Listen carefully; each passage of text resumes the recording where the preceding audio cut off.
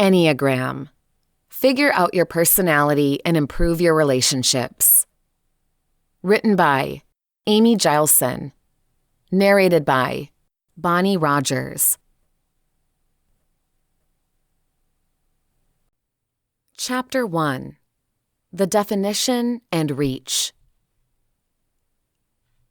The Enneagram is a personality typing system based around 9 distinct personality types. The principle being that everyone falls under one of these 9 categories. Some say that it is an age-old system, with its origins traceable to Sufism. Others suggest that it is much more recent.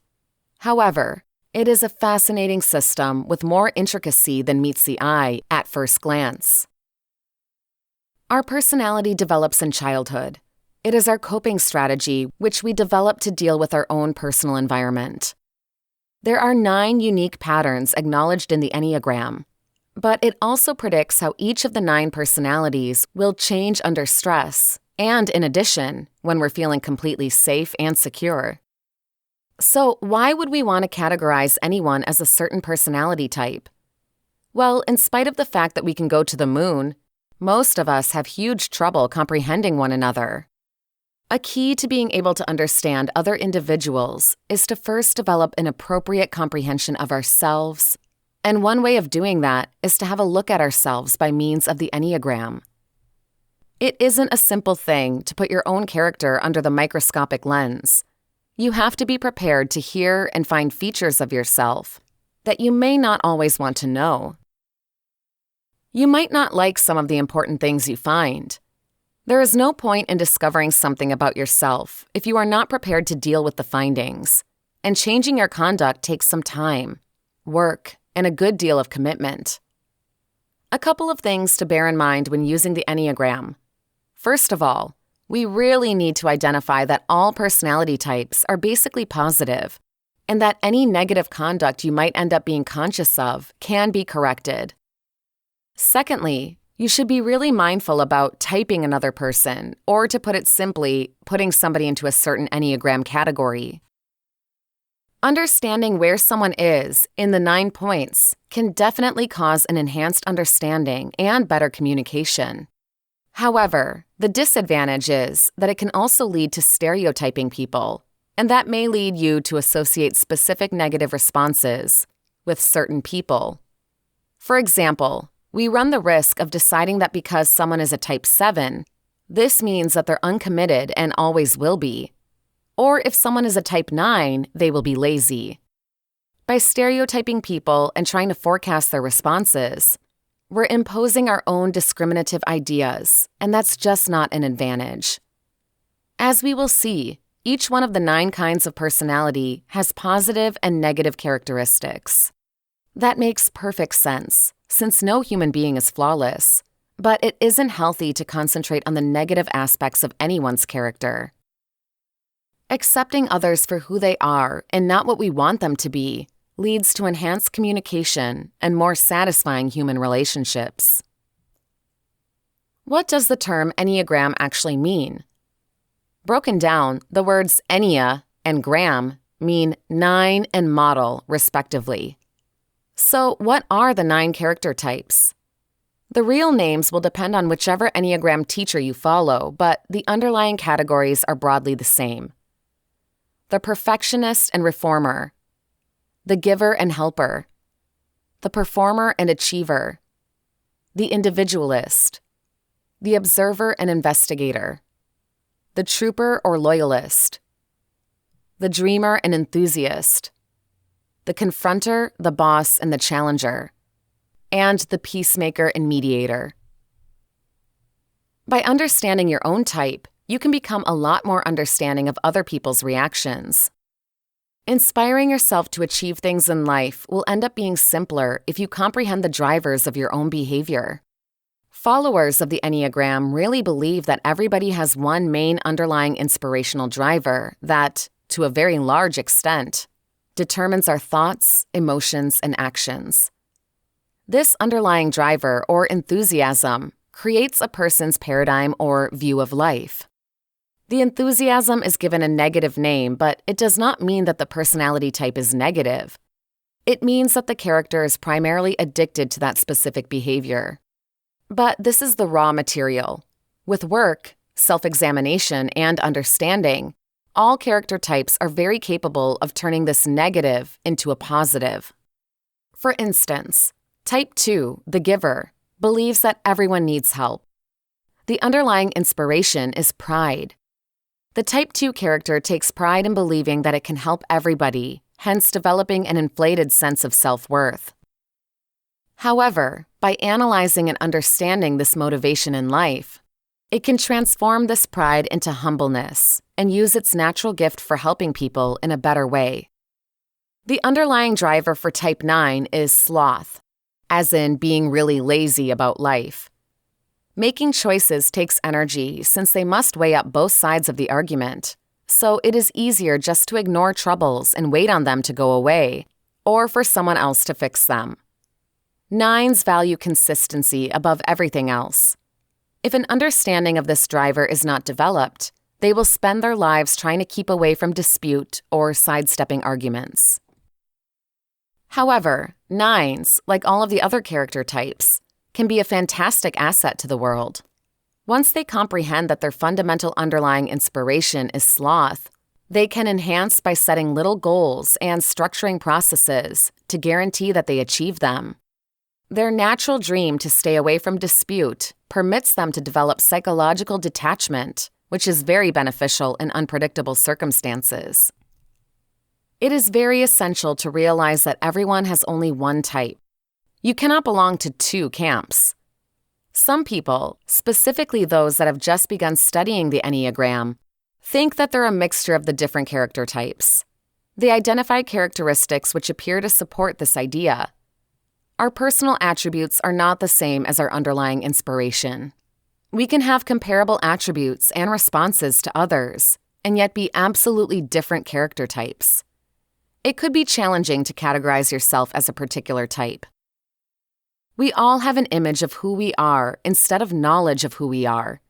It may be beneficial to ask a very close friend, whom you trust 100%, to give you some feedback on your personality. Be careful, though. Not all relationships can survive this kind of honesty. And remember that every personality type has positive and negative aspects connected with it. Don't get hung up about the negatives. Rather, pour all your energy into developing the positive elements of your character. Chapter 2. The Actual Origin of the Enneagram. The Enneagram is one of the many personality profiling systems in the world today. Having said that, its beginnings remain relatively unclear. There are groups of people who believe that the Enneagram first originated in the 10th or 11th century amongst the Sufi, which is a mystical sect of Islam. There are also others who really believe that the Enneagram existed much earlier, back in 2500 BC in Babylon, the Middle East of today. Regardless of when the Enneagram was created, it still remains a really precise tool to profile people today, simply since human nature has not really changed all these years. The Enneagram is also one of the few dynamic profiling systems around. Instead of boxing people up, it describes how a person will behave when feeling good or under stress, and shows the way an individual should grow so as to achieve his or her potential in life. In overall, there are 9 standard character types, and these characters are defined using numbers rather than words. The reason for using numbers is to keep things neutral. Words tend to create meaning in our minds, and we may unwittingly become prejudiced to certain types because of cultural or social influence. Hence, the 9 types are represented by numbers varying from 1 to 9, and the numbers bear similar weights, which means that having a larger character number doesn't translate to being better or worse. You will encounter other Enneagram teachings that use different words to specify the types. Do remember that the descriptions are truly for illustration and are meant to help you comprehend the type better. Different sources will use different words to specify each type, so you need not get puzzled over that. Each character type has got 9 levels of health, beginning with the healthiest at level 1 to the unhealthiest at level 9. So if you compute all possible combos using the wings and lines, together with levels of health, you are looking at potentially 486 variations of character types. With so many possible combinations, how do you properly profile someone? Unlike many other character profiling that needs the application of surveys or questionnaires, you can actually profile somebody with the Enneagram just through observation. Obviously, the length of time for your observation will definitely impact the accuracy of your profiling. Although we will efficiently be of only one basic type, every one of us will react according to different situations and environments that we are in. For that reason, it is no surprise that we will display attributes of all 9 character types throughout our lives. So, the best time to observe somebody is at the time of their downtime, or most natural state. You can still use a survey to profile somebody or to validate your observations. Though with time and practice, you will understand that you can make do without a questionnaire. That would give you a huge boost in improving your social communication abilities and will definitely add greater value to you as an efficient communicator. Chapter 3. How you can discover your type. Enneagram. Are you sure of your type? Are you mistyped? One of the huge factors to consider in the study of the contemporary Enneagram is mistyping. You probably know somebody who typed themselves based on a book or site, and you may not agree with what they chose. Plus, as hard as that is to hear, a lot of us type ourselves based upon who we hope or think we are, instead of who we actually are. This chapter is supposed to help you affirm your type, or help you find your type for the very first time, while keeping away from the typical pitfalls that come with self-typing. Without further ado, here are the things to consider when finding or affirming your type. 1. Make certain you have a basic understanding of every type before you delve into typing yourself. Just like you need to know the premise of how your vehicle works before deciding if it is the brakes or the radiator, you have to have an understanding of the 9 types before you can know with certainty your own type. I would suggest looking at www.enneagrambook.com to get a feel for every type. While you are searching, make certain to remember any types that you feel are really you or really not you.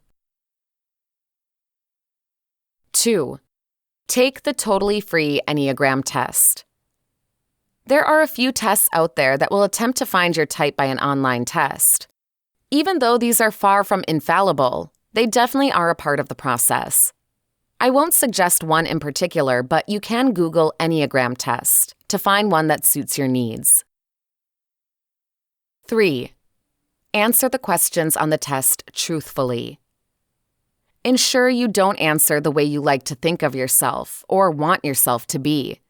It's so easy to do this, but the value in the Enneagram is only readily available to you if you get your right type, so make sure to be sincere. 4. Remember that all types are equal. Lots of times, people hear that they are a 4 and really wonder if it is less than a 1 or half of an 8. The numbers are just symbols. All of the types are different, equal, intriguing, stunning, and have something to offer. Love your type. 5. Make sure you find your wing. Every Enneagram type has a wing. Wings can make a substantial distinction in your type. Though not everybody settles on the credibility of the wing, I have found it to be true more of the time than false, so I still suggest it. An example would be the following.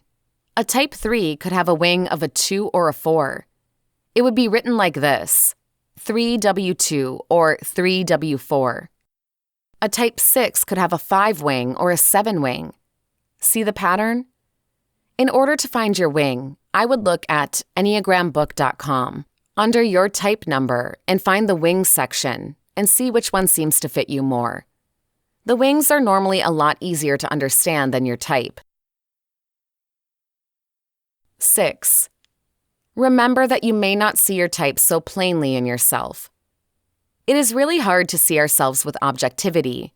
You might not see the parts of you that make up your Enneagram type immediately. That is why it is essential to do step number 7. 7. Make sure you find a study hall, student, or specialist of the Enneagram to verify your findings and help you take the next step. Find a local Enneagram group that you can call or go to a conference.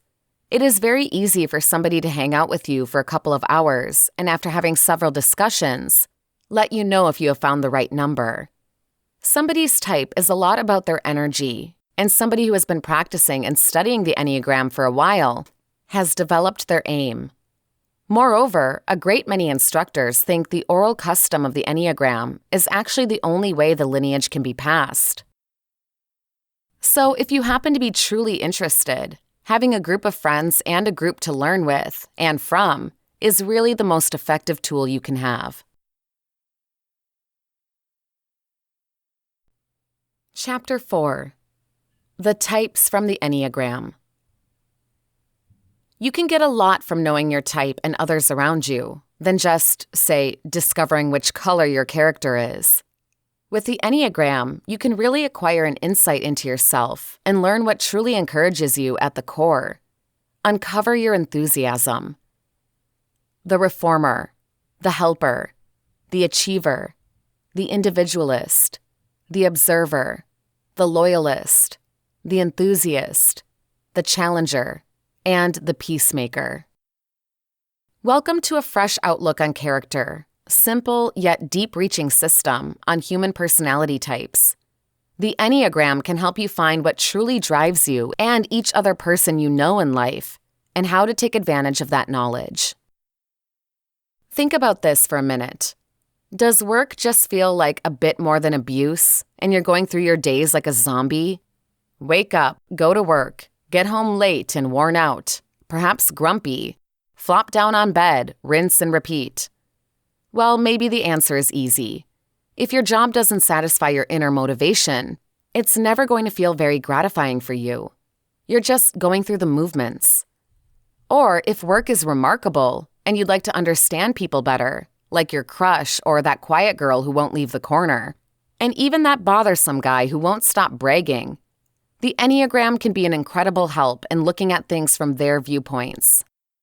You can learn how to get along with particular types of people, your compatibility with them, and even what they think about you. Learn what makes them and yourself happy. And I promise you, it'll be just as fun as finding what color your character is, if not more. Below is a short sneak peek on all 9 personality types. Type 1. The reformer or the perfectionist. Reformers live by high standards, as they always strive to do every little thing properly and to make every little thing right. They are the most reputable people you'd ever meet, fair and sincere, firmly holding up concepts and ethics. Ever practical and realistic, they pursue perfection, but they are far from an idle dreamer. In life, perfectionists want to avoid anger and errors. Type 2. The helper. Everybody likes to be accepted, valued, and needed. Helpers make this an essence of life. They try to achieve that by projecting a positive, warm presence and looking to care for the needs of people around them. As a consequence, people primarily love having them around. Helpers want to stay away from a clingy impression. Type 3. The achiever. The achiever's drive is to succeed and to be efficient, and every little thing they do focuses on these goals. Ever self-assured, they're everything they appear to be and have the tendency to be a good example that motivates others. Achievers hate failure and try their best to stay away from it. Type 4. The individualist. The individualists are on the extreme border between real life and dream life. They almost seem to fade in and out between the two, always comparing what they actually have and what they wish to have, but mostly can't. Mavericks are driven to find the true meaning of life, to find themselves, to seek the important things they want in life, and not to be just another face. They want to be unique, since indeed these people are unique, and you better know that. Type 5, the observer. Observers like pursuing their various interests and thoughts alone. They are inspired by the deep need to know and understand everything, and to be self-dependent. Observers wish for themselves and only for themselves, not others, to control them, making them the supreme independent people. They seek to keep away from appearing stupid or unaware. Type 6, the loyalist. Patriots seek the complacency first and foremost. Followers come in many tastes, from the withdrawn and stiff to the bold and confronting. There are two kinds of the sixes, phobias and contraphobias. The previous appears fearful and seeks approval. The latter battles their fear, appearing brave and blunt. Both are centered around dealing with fear. Type 7, the enthusiast. If you know no bounds of age, always springy, always active, and always busy, you are most likely a 7, an enthusiast. Fans are inspired by the need to be happy and to have fun, to be a contribution to the world, and to eliminate real pain and suffering. Type 8, the challenger. The first word that enters your mind to specify the people of this type would need to be strong, because oppositions desire to be and are strong and self-dependent. They want to stay away from being viewed as weak, and the people who somehow think they are would very soon get what's coming to them anyways. Type 9, the peacemaker. The peacemakers are simply made to be adaptable and neutral, since they have a deep need to keep the peace and merge with others, as well as to stay away from dispute. Since they're so versatile, they're considerably affected by the other 8 types around them. Consequently, there is a large selection of peacemakers, from those with gentle, soft personalities to strong, independent ones.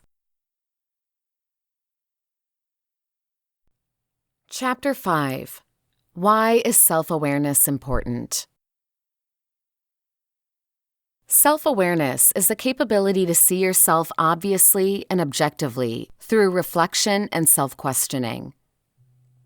While it might not be possible to get overall neutrality about oneself, that's an argument that continues to rage throughout the history of philosophy, there are definitely degrees of self-awareness. It exists on a spectrum. Although everybody has a fundamental idea of what self-awareness is, we do not know exactly where it comes from, what its precursors are, or why some of us appear to have more or less than others. This is where the self-awareness theory comes in, offering some potential answers to questions like these. What is self-awareness theory? Self-awareness theory is based on the idea that you aren't your thoughts, but the entity observing your thoughts. You are the thinker, separate and apart from your thoughts. We can go about our day without giving our inner self any additional thought, simply thinking and feeling and serving as we will. However, we also can focus our attention on that inner self, a capability that Duval and Wicklund described as self-evaluation. When we participate in self-evaluation, we can give some thought to whether we are thinking and feeling and serving as we should, or following our requirements and values. This is described as comparing against our standards of correctness. We do this each day, using these standards as a way to judge the rightness of our thoughts and habits. Using these requirements is a major part of practicing self-control, as we assess and figure out whether we're making the right choices to accomplish our objectives. Research on the topic. This concept has been around for several decades, giving researchers a lot of time to test its soundness. The depth of knowledge on self-awareness, its correlations, and its benefits can offer us with a healthy structure for boosting self-awareness in ourselves and others. According to the notion that is out there are 2 main results of comparing ourselves against our requirements of correctness. We pass or find alignment between ourselves and our standards. We fail or find a discrepancy between ourselves and our standards. When we find an inconsistency between the two, we find ourselves with two choices: to work toward minimizing the disparity or keep from it completely actively. Self-awareness theory and subsequent research on it suggests that there are a number of different aspects that impact how we choose to react. Generally, it boils down to how we think it will turn out. If we believe there's little chance of actually changing this inconsistency, we tend to avoid it. If we happen to believe that it is likely that we can improve our positioning with our standards of accuracy, we take action. Our actions will also depend on how much time and effort our company believes that the adjustment will take. The slower development will be, the not as likely we are to take on the realignment efforts, particularly if the perceived discrepancy between ourselves and our standards is big. Basically, this implies that when faced with a considerable disparity that will take a lot of constant and focused work, we usually simply do not bother and stay with keeping away from self-evaluation on this specific disparity. Moreover, our level of self-awareness communicates with the likelihood of success in straightening ourselves and our standards to identify how we think of the result. When we're self-aware and actually believe there's a high chance of success, we're usually fast to associate that success or failure to our efforts. On the other hand, when we are self-aware but really believe there's a low chance of success, we tend to believe that the result is more affected by external factors than our efforts. Naturally, at times, our success and adjustment with our standards is driven in part by external factors. But we always have an important role to play in our successes and failures. Interestingly, we also have some power over our standards, such that we could alter our requirements if we find that we don't measure up to them. This is more likely to happen if we're focused more on the standards than on ourselves. If we struggle when we are concentrated on the requirements more than our efficiency, we are more likely to blame the standards and modify them to fit our efficiency. Although it could seem like only shifting the blame to standards and, therefore, letting yourself off the hook for a very real discrepancy, there are many circumstances in which the requirements are extremely strict. Therapists' workplaces are filled with people who hold themselves to impossibly high standards, effectively giving themselves no chance of success when comparing themselves to their internal standards. It's clear from the research on self-awareness that it is a crucial element at play in how we think, how we feel, and how we act, and how we respond to our thoughts, feelings, and actions. 4 proven advantages of self-awareness. Now, let's shift our attention to research on the results of being self-aware. As you may imagine, there are many benefits to practicing self-awareness. It can make us more proactive, increase our approval, and motivate positive self-development. Self-awareness enables us to see things from the perspective of others, practice self-discipline, work creatively and productively, and experience pride in ourselves and our work and general self-confidence. It leads to better decision-making. It can make us better at our jobs, better communicators in the workplace, and boost our confidence and occupational wellness. The advantages listed are reason enough to work on enhancing self-awareness, but this list is by no means exhaustive. Self-awareness has the potential to improve practically each experience you have, as it is a tool and a practice that can be used anywhere, anytime, to ground yourself in the moment, realistically evaluate yourself and the situation, and help you to make good decisions. 3 examples of self-awareness abilities. So we know that self-awareness is good, but what does it appear like? How does one practice self-awareness? Below are 3 examples of somebody practicing self-awareness abilities. Bob at work. Bob fights with creating a quarterly report at work, and he regularly produces subpar results. He notices the inconsistency between his requirements and performance and engages in self-evaluation to identify where it originates from and how to enhance. He asks himself what makes the task so hard for him, and he recognizes that he never ever appears to have difficulty doing the work that enters into the report, but he fights with writing it up cohesively and obviously. Bob decides to fix the inconsistency by taking a course to improve his writing ability, having an associate review his report before submitting it, and creating a multiple-use template for future reports, so he is pretty certain to include all pertinent information. Monique in the house. Monique is having relationship problems with her boyfriend Louis. She thinks Louis takes her for granted, and he doesn't tell her he enjoys her or shares affection enough. They fight about this frequently. Suddenly, she understands that she may be contributing to the issue. She looks inward and sees that she does not show Louis gratitude very often, and that she overlooks the good things he does around the house for her and the little physical touches that show his affection.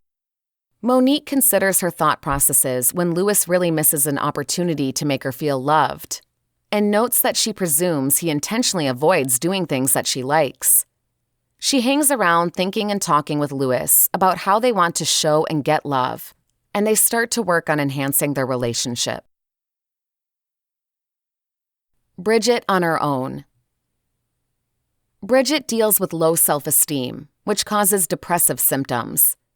She doesn't feel sufficient, and she does not accept opportunities that come her way just because of it. She starts dealing with a therapist to help her build self-awareness. The next time a chance comes her way, she thinks she does not want to do it, and at first decides to turn it down. But with the help of some self-awareness strategies, Bridget recognizes that she is only telling herself she doesn't want to do it because of her fear that she will not be good enough.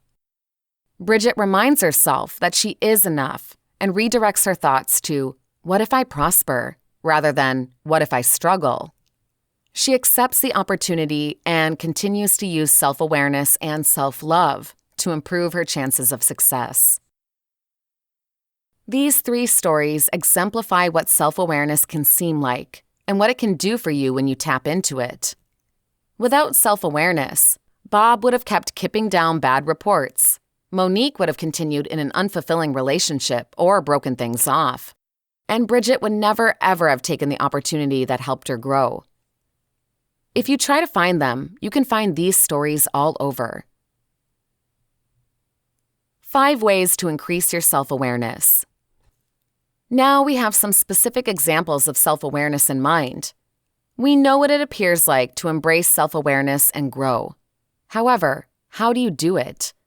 What did our leading characters do to practice self-awareness? There are tons of ways to build and practice self-awareness, but here are some of the most effective. 1. Practice mindfulness and meditation. Mindfulness refers to being present in the moment and focusing on yourself and your environments rather than getting lost in thought or ruminating or daydreaming. Meditation is the practice of focusing your attention on just one thing, like your breath, a mantra, or a feeling, and letting your thoughts wander by instead of hanging on to them. Both practices can help you become more aware of your internal state and your responses to things. They can also help you determine your thoughts and emotions and keep away from getting so caught up in them that you lose your hold on yourself. 2. Practice yoga. Yoga is a physical practice, but it's just as much a mental practice. While your body is stretching and bending, your mind is learning discipline, self-acceptance, and awareness. You become more knowledgeable about your body and all of the emotions that manifest, and you become more familiar with your mind and the thoughts that surface. You can even match yoga with mindfulness or meditation to improve your self-awareness. 3. Make time to show. Showing can be done in several ways, including journaling, and is personalized to the individual reflecting. But the important thing is to go over your thoughts, emotions, and behaviors, to see where you met your standards, where you failed them, and where you could improve. You can also reflect on your requirements themselves to see if they are good ones for you to hold yourself to. You can try writing in a journal, talking aloud, or simply sitting silently and thinking, whatever helps you to assess yourself. 4. Journaling. The advantage of journaling is that it allows you to recognize, clarify, and accept your thoughts and feelings. It helps you find what you want, what you value, and what works for you. It can also help you discover what you do not want, what's not important to you, and what does not work for you. Both are similarly important to learn. Whether you like to write free-flowing entries, bulleted lists, or poems, making a note of your thoughts and emotions helps you to become more conscious and intentional. 5. Ask the people you really love. It's important to feel we know ourselves from the inside, but external feedback helps too. Ask your family and friends about what they think about you. Have them specify you and see what rings true with you and what surprises you. Carefully consider what they say and think of it when you journal or otherwise show. Of course, don't take any one person's word as gospel. You need to speak with a range of people to get an extensive view of yourself. And remember that at the end of the day, it's your self-beliefs and emotions that matter the most to you. Importance in counseling and coaching. Self-awareness is a powerful tool that, when practiced routinely, can do more helpful for coachees and clients than anything else an expert can share with them. To make real, impactful, and lasting change, people need to be able to look inward and end up being familiar with that internal environment. Building self-awareness should be a leading concern for practically all clients, after which the more traditional coaching and therapy work can begin. An example could be this. You can counsel a person on their bad habits and give 1,000 ways to break their habits. Still, if they do not comprehend why they tend towards these bad habits in the first place, it's practically an assurance that they will either never ever break those routines or will quit for a while and just pick up where they left off when things get rough. Self-awareness isn't only essential for the coachee or client. It is also crucial for the coach or therapist. In fact, self-awareness is prioritized as a core requirement in the Council for Accreditation of Counseling and Associated Educational Programs, CACREP, Standards, 2009, for the profession, as both a requirement for counselors and a necessary skill to integrate in clients. It takes a great amount of self-awareness to give proficient counsel and supply actionable advice. Plus, self-awareness will help the caring counselor from getting too involved in their client's problems or seeing the issues through their own skewed lens. To really help somebody, it's important to see things from their perspective, and that requires being self-aware enough to put our thoughts and feelings aside sometimes. Meditation, mindfulness, and self-awareness. The link between meditation, mindfulness, and self-awareness is clear, meaning it's no surprise that practicing the first two will naturally result in more of the third.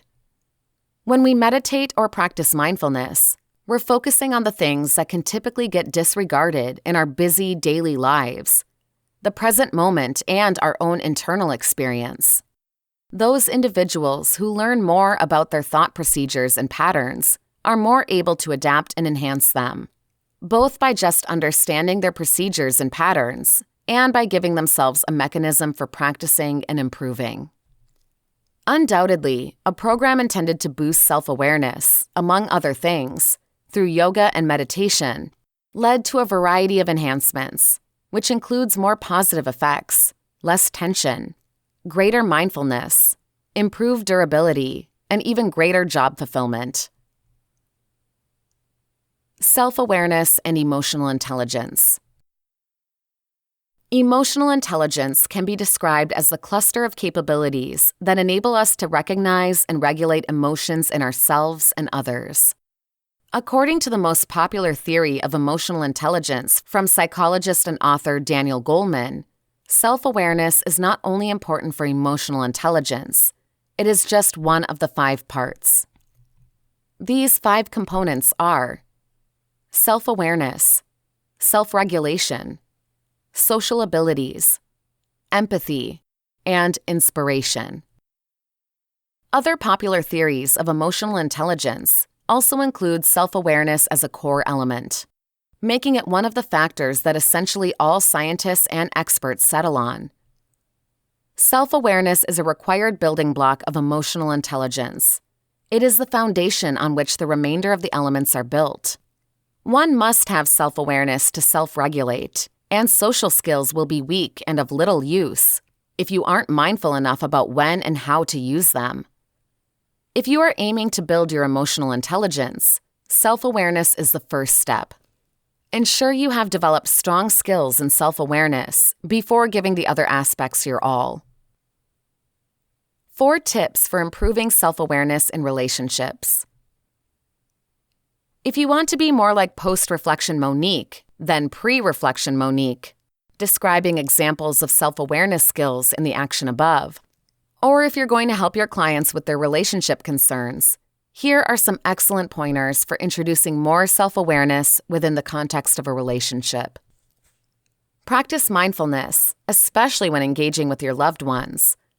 Pay close attention to the words they say, their tone, their body language, and their facial expressions. We typically communicate even more information with the latter 3 than we do with our words alone. Give your loved ones your full attention. Having routine conversations about the relationship. It is essential to keep things in perspective and guarantee that absolutely nothing is falling between the cracks.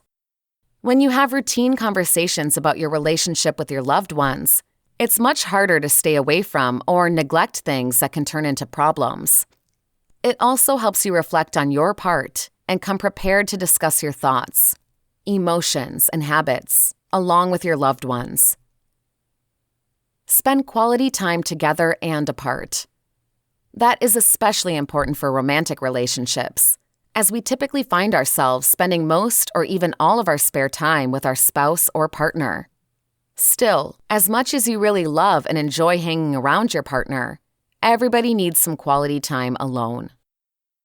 Make sure you and your partner are getting some real quality me time to think about what you want, what you really need, and what your goals are. This will help you keep yourself from combining too much into your partner and maintaining your independence and stability.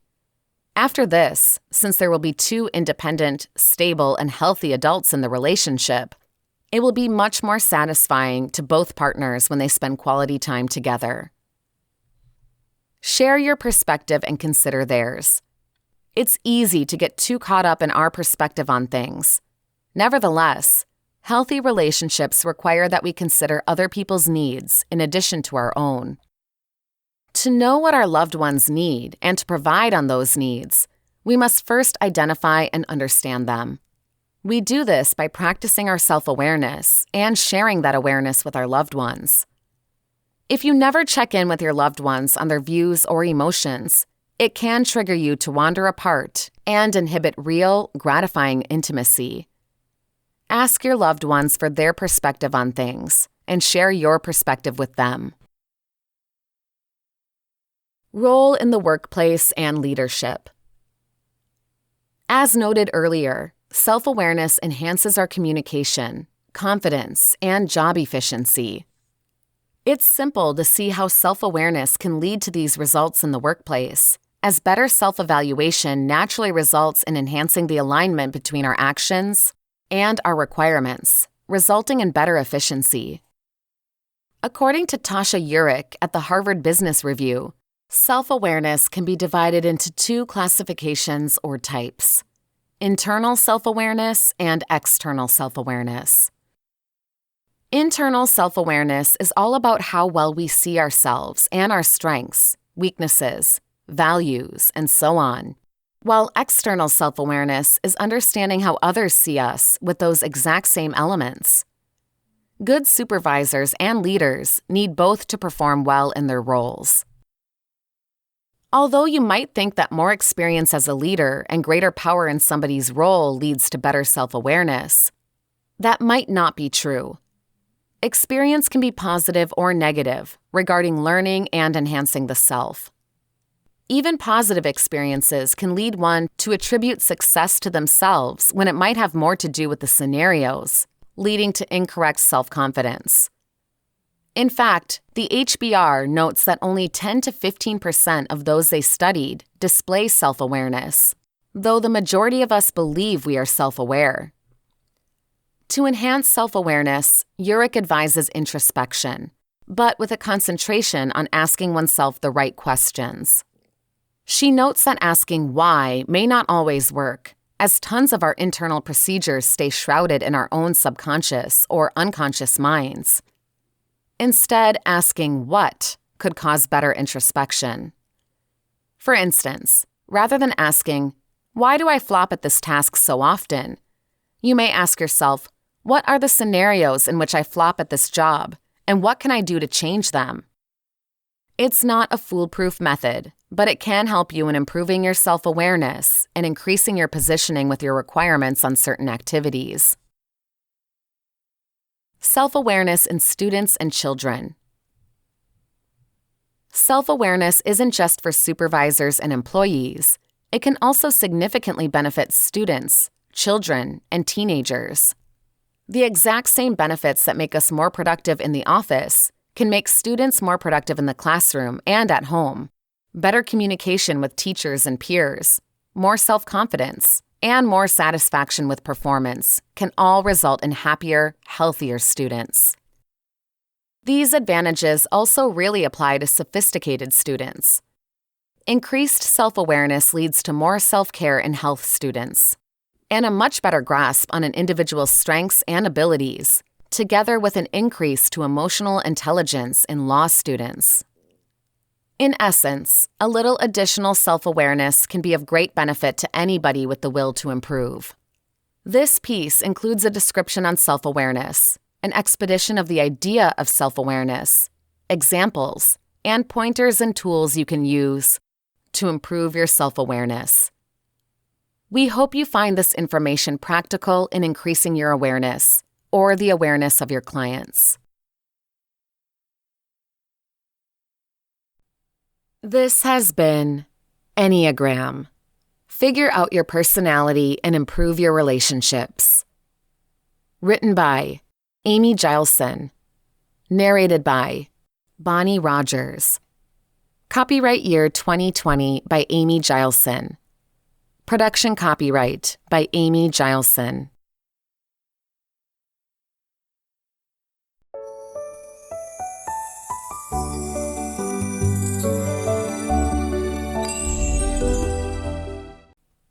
ENNEAGRAM.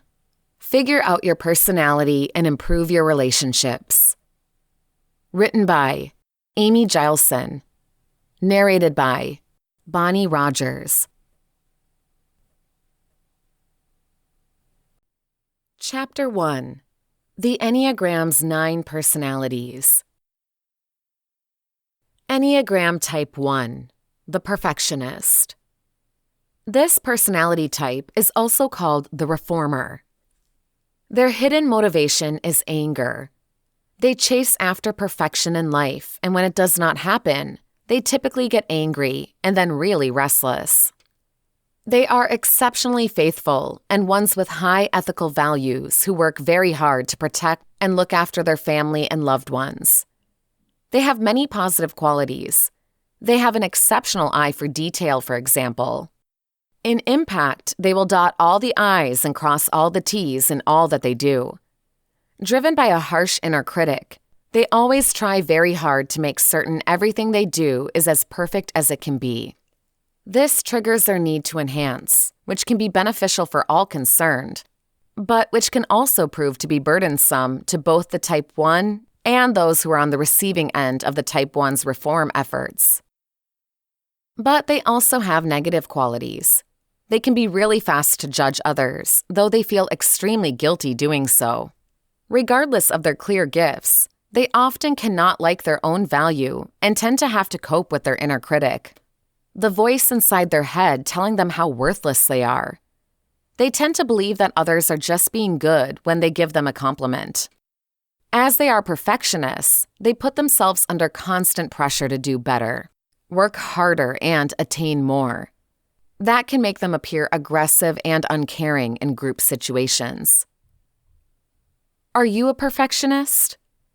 Do you have a loud inner voice continually criticizing you? Do you often wonder how you could have done something better or much faster? Do you have trouble accepting compliments about your work? Do you wish you were much easier going? Do you redo the work of others as it does not measure up to your standards? Have other individuals called you a perfectionist? If you have identified yourself as a perfectionist, then try these simple suggestions to help bring back the positive elements of your character type. Learn to accept a compliment and have faith in its sincerity. Learn to relax more. You really need to take some personal time out to just enjoy yourself. Find ways of silencing your inner critic. Retrain your thoughts to end up being more positive. Work on the most negative qualities of your character type, a tendency to get mad with others, a disposition to be judgmental, and a belief that it is your role to set the world straight, no matter what the consequences. Following research studies and assessments of yourself, you can learn to manage these negatives so that your personality will attach itself to the positive characteristics of your type. Being hardworking, direct when proper, and trying to change the world for the benefit of others are your positive qualities, and these will be naturally highlighted when you learn to control the negatives. Type 2. The helper and giver. Assistants want to make the world and its mother. They tend to handle everybody's issues as they actually believe that they can repair them. Their primary motivation is pride. Everyone, they tend to think, needs help. Their positive qualities are that they are extremely kind and practical to their fellow beings. They make fantastic supporters and right-hand people as they essentially enjoy being the suppliers of help. The welfare of the individual is the most important thing. The provider or giver character type doesn't, by and big, tend to make a great leader. They usually don't like objectives and mostly aren't job-orientated. They can allow themselves to end up being too emotionally involved, which can typically cause negative feelings, like the impression of being used. Those negative feelings can, in some cases, trigger a lack of neutrality, and they can easily lose focus of their role. Helpers are typically spared from needing to deal with their own neediness and issues, as they are far too busy helping others. They can usually be poor decision makers, as they typically miss out on the bigger picture. The needs of the individual they are helping at that particular moment in time are paramount as far as they are concerned. Are you a helper type? Do you dislike doing certain tasks you need to perform because you just do not see the point in them? Are you happiest when you are helping others to accomplish their objectives or sort out their issues? Do you usually feel taken for granted as people that you have helped fail to thank you enough? Do you find that you often begin projects but fail to see them through, as you are sidetracked by other individuals and their issues? If you have identified yourself as a helper, then try these easy pointers to help restore the positive aspects of your personality type. Identify your own needs and spend a little bit of time on meeting these needs. Make a diary note if necessary, maybe telling yourself that you can't help X, Y, or Z till you have done at least one thing on your list to help yourself. Start believing that you are not accountable for everyone else and you cannot fix all of the problems. Get better at identifying when people really need your help and when they are best left alone to sort themselves out. You can turn your tendency to look for approval from others and your propensity to crave attention into the more positive attributes of empathy and focus on other people. That will help you to build long-term friendships that meet your underlying motivation to feel needed in a lot more positive way. Type 3. The performer or achiever. Performers are free thinkers who tend to port an ingrained fear of failure. They typically measure success based on the respect and approval they receive from others. They are image-oriented people who can offer an outwardly positive, well-groomed appearance, regardless of at times feeling totally desperate and negative about their lives. They are great political leaders, as they instinctively know when to say nothing. They also master selling and marketing roles, as their positivity and go-getting approach tends to attract other people. Their positive qualities can make them great leaders, but in their drive for success, they can, in some cases, trigger animosity and frustration. They will depend on their natural charm to get them out of these sticky personal relationship difficulties. They are natural talkers, and being so optimistic and positive, they believe they can most likely sell snow to the Eskimos. The negative side of their character type is that they cannot bear any criticism, even if meant constructively. They usually translate being slammed as failing. Being masters of communication, they can quickly use sarcasm as a means of putting another person down. As their primary motivator is a fear of failure, they will be intolerant of any conduct which is socially inappropriate. This can extend to their children's poor table manners, rudeness, or boldness. Anything that could potentially show badly on them is just not endured. Are you really a performer? Do you typically feel like you are wearing a mask or acting a role? The world sees a positive go-getter, while you may see a person who is a little bit of a failure. Do you have very few close friends, but some friendly acquaintances mainly related to your field of work? Is it challenging for you to relax and just not do anything? Do you worry about letting people get too near to you in case they see you are in fact a failure? Do you stress that other people you work with will ultimately discover that you aren't actually efficient in doing anything right? Try these basic tips to help restore the positive aspects of your personality type. If you are a performer, allow other people to really love the real you, not your job or your financial status. Learn how to accept yourself and get rid of the mask. Whilst no one likes a serial moaner, people who are always on top of the world can be hard to live with too. Try to appreciate your life as it presently stands. Stop waiting on the next pay raise or promotion to enjoy your life. You can learn how to transport your negative attribute of frenzied activity into personal goal setting. Instead of concentrating on external success, use your natural capabilities to work for the advantage of everyone's success. Type 4, the individualist. Type 4s tend to see their lives as a sort of tragedy. They have the tendency to be continuously living in the past and feeling that life has in some way passed them by. They essentially feel that something is missing, as they can't appear to accept the ordinariness of their everyday lives. Yet they do tend to like being the center of attention. The romantic, in the sense of the romantic movement in art, is also known as the lone wolf. They have clear values and standards and tend to be really sensitive. When this sensitivity is used favorably, they're practical, perceptive people, knowledgeable about the needs and wants of their fellow human entities. They make very faithful friends and show great compassion for others. They make great teachers, as they have the ability to influence others, even to success. But when used negatively, this sensitivity translates into highly put-up, touchy people who can be very tough to live with. They can be quick to hand over responsibility for every little thing, including their own lives, as they quickly get tired with regular things. They want the romantic dream, but often lose interest when it actually appears. Past relationships end up being more flawless as time passes, and the present relationships fade in contrast. They cannot see that their present life would make them happy if they had just accepted what they had.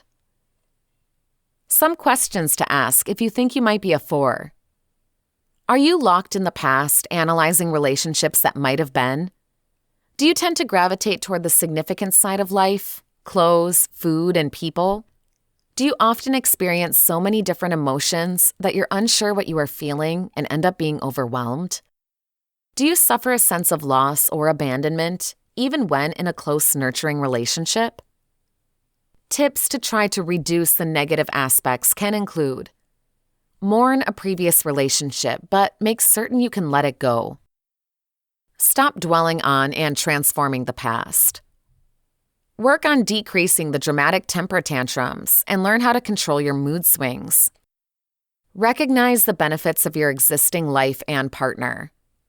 Use your sensitivity to help others handle their pain, although building a support network to comfort you when you need it.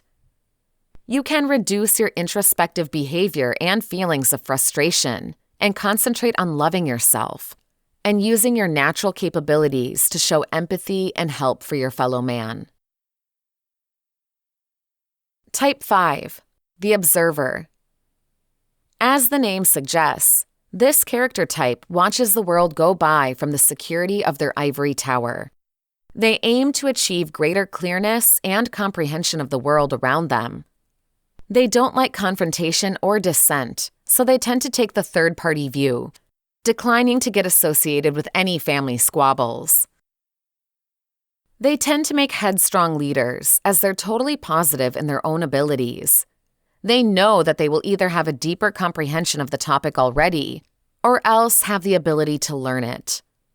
Observers are very happy to make choices in the office, as they believe in abstract thought, but will pass the responsibility for emotional decisions, like those associated with the relationship to the other party. The positive elements of this personality type are their interest in people and the world around them, and this makes them good at trying new ideas. They have great bravery and tend to be non-hypercritical of other human beings. They encourage others to develop their own independence, as they are really happy to delegate and trust others in their team. The negative behavior with this personality type is, similar to the other types, a distortion of their strengths. As they are analytical by nature, they believe that everyone is in control of their life, so can be rather unsympathetic. They do not believe in fate, so any bad luck you may suffer is down to your own incompetence. Observers tend to be bad at requesting help, as they believe that they already know every little thing they really need to know or have the capability to figure it out. That makes them really inventive people, but they can also be challenging for others to live with. Are you an observer? Try asking yourself these questions. Do you have a thirst for knowledge and information? Do you find other individuals' absence of rational thinking to be incredibly annoying? Do you find yourself becoming thrilled by anything new, unexpected, and are rapidly bored by repetition? Here are some simple pointers to help reinforce the positive side of this character type. Learn how to value spontaneity. Not everything needs to be planned down to the last detail. Believe in your flexibility to express your feelings. It is okay to request help. You cannot potentially know every little thing. Instead of being self-centered and uncompromising, acknowledge the world around you and use your knowledge easily to help others. Type 6, the loyalist. Core belief: the world is risky and threatening. I must be faithful and question authority. With this core belief, the 6's focus of attention is on watching out for what can fail. Is there any threat about who they can trust? Danger elicits the feelings of worry. 6's deal with this fear in two ways. They show their fear and seek approval, phobic 6's, or they hide their fear through being bold and confrontational, counterphobic 6's. In reality, 6's typically display components of both qualities. With their focus of scanning the environment around them for trouble or danger, 6's develop sharp minds. They have the capability to find trouble or issues ahead and can plan ahead to stay away from them. They make great troubleshooters, brought in by companies to see what's going wrong, or could go wrong, and find a way of fixing or staying away from that circumstance. At their best, 6's are extremely loyal. It may take a while to win their trust, but when you do, 6's will wait for you. They are really likable and caring. They are also very pragmatic and valuable. They can help you see things which you might have otherwise really missed and find solutions by checking out multiple choices and choosing which is right for you. Whilst very faithful, 6s can also be wary of authority figures. They could check this authority to find out if the person is worthy of their trust. That wariness of authority means they're often drawn to defend the underdog in a scenario. The downside of anxiously looking out for trouble and danger is that you can become actively watchful in areas for trouble and danger where none may exist at all.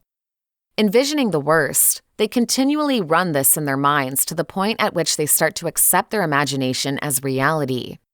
They have forgotten that this is just a what-if circumstance, and fear has begun.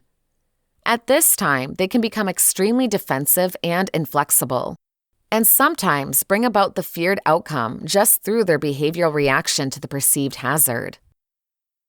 Examples of 6s, real and/or imaginary. Woody Allen, actor and director. Private Investigator Magazine, UK. Richard Nixon, USA President. Julia Roberts, actress. Princess Diana, Duchess of Wales. Type 7, the enthusiastic type. People of this character type are essentially concerned that their lives be an interesting adventure. 7s are future-oriented, agitated people who are typically convinced that something better is just around the corner. They are pretty quick thinkers who have a good deal of energy and who make a lot of strategies. They have the tendency to be extroverted, multi-talented, creative, and open-minded. They are enthusiasts who enjoy the pleasures of the senses and who don't have faith in any form of self-denial. 7s are useful people who have multiple skills. They know how to network and to promote themselves and their interests. They often have an entrepreneurial spirit and are able to convey their passion to those with whom they come into contact. When they are able to focus their talents, they're usually highly effective. Focusing does not always come easy for 7s, though. Their propensity to believe that something better awaits them makes them hesitant to limit their alternatives or to go after their objectives with true commitment. The most important issues for 7s is that their pursuit of satisfaction is compulsive. 7s are fear types who are specifically afraid of the power of negative states of mind. Those they stay away from by seeking distractions in the external environment, by multitasking, by keeping their choices open, by being involved in stimulation seeking of all kinds. For this reason, 7s are more prone than most to dependencies of all sorts, whether it be to shopping, gambling, drugs, or whatever. 7s usually have a high opinion of themselves and their skills. They tend to focus on their strengths and virtues, and to downplay their flaws and vices. They are usually a bit self-indulgent, which manifests in an unproven feeling of entitlement. As 7s do not want to face their own darker feelings, they also have trouble acknowledging the pain that others experience. So they at times have a hard time seeing the reality of others. The extent of the 7's flight from negative feelings is truly a step of the 7's mental health. The more that the 7 flees from them, the more their strength grows, and the more likely they are to erupt into consciousness in the form of a stress and anxiety disorder or a severe depressive episode. As they are external-looking and not particularly vulnerable to self-questioning, it isn't uncommon for 7s to mistype themselves. In some cases, they mistype as 8s, as 7s too can be domineering, especially if 8 is the dominant wing. But 8s aren't restless, and they lack the quick, psychological energy that's characteristic of the 7. 7s can quickly mistype as 3s, but 3s are a lot more single-minded than 7s, and don't experience the desire to keep all choices open. Surprisingly, 7s can mistype as 4s. When they recognize the variation between the positive, fun-loving persona that they forecast to the world and their own, typically restless internal mental states, they can confuse their real pain with the melancholia of type 4s. 7s are in flight from this pain nevertheless, though 4s often cultivate their negative frame of minds. Type 8, the confronter or authoritarian. Big on authenticity. They tend to call a spade, and maybe, as a consequence, somewhat low on empathy.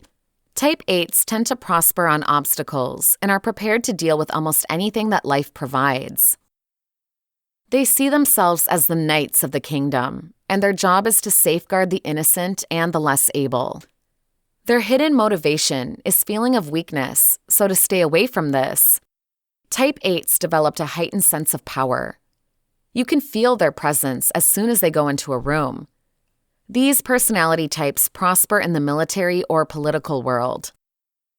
From a favorable perspective, their personality qualities means that they are incredibly inventive and will always defend those they view to be less able. They also motivate others to have more belief in themselves and to stand firm in their convictions.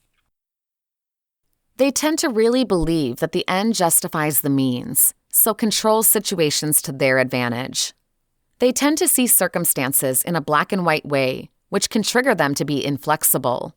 Their underlying desire is for power, not eminence, and that can cause bullying.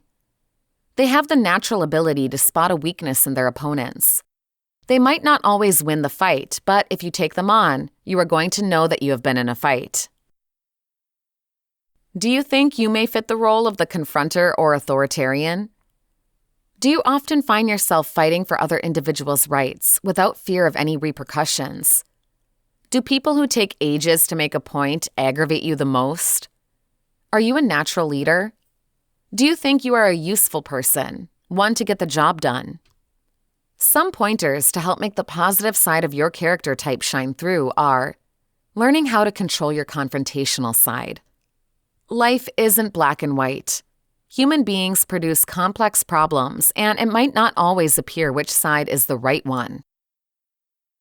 Learn how to enable others to take the lead at times. Learn how to manage your anger properly. Suppressing your upset feelings isn't enough, as that can also cause problems. Type 9, the mediator or peacemaker. This personality type wants to create harmony between themselves and the rest of the world. They will suppress their feelings for fear of rocking the boat.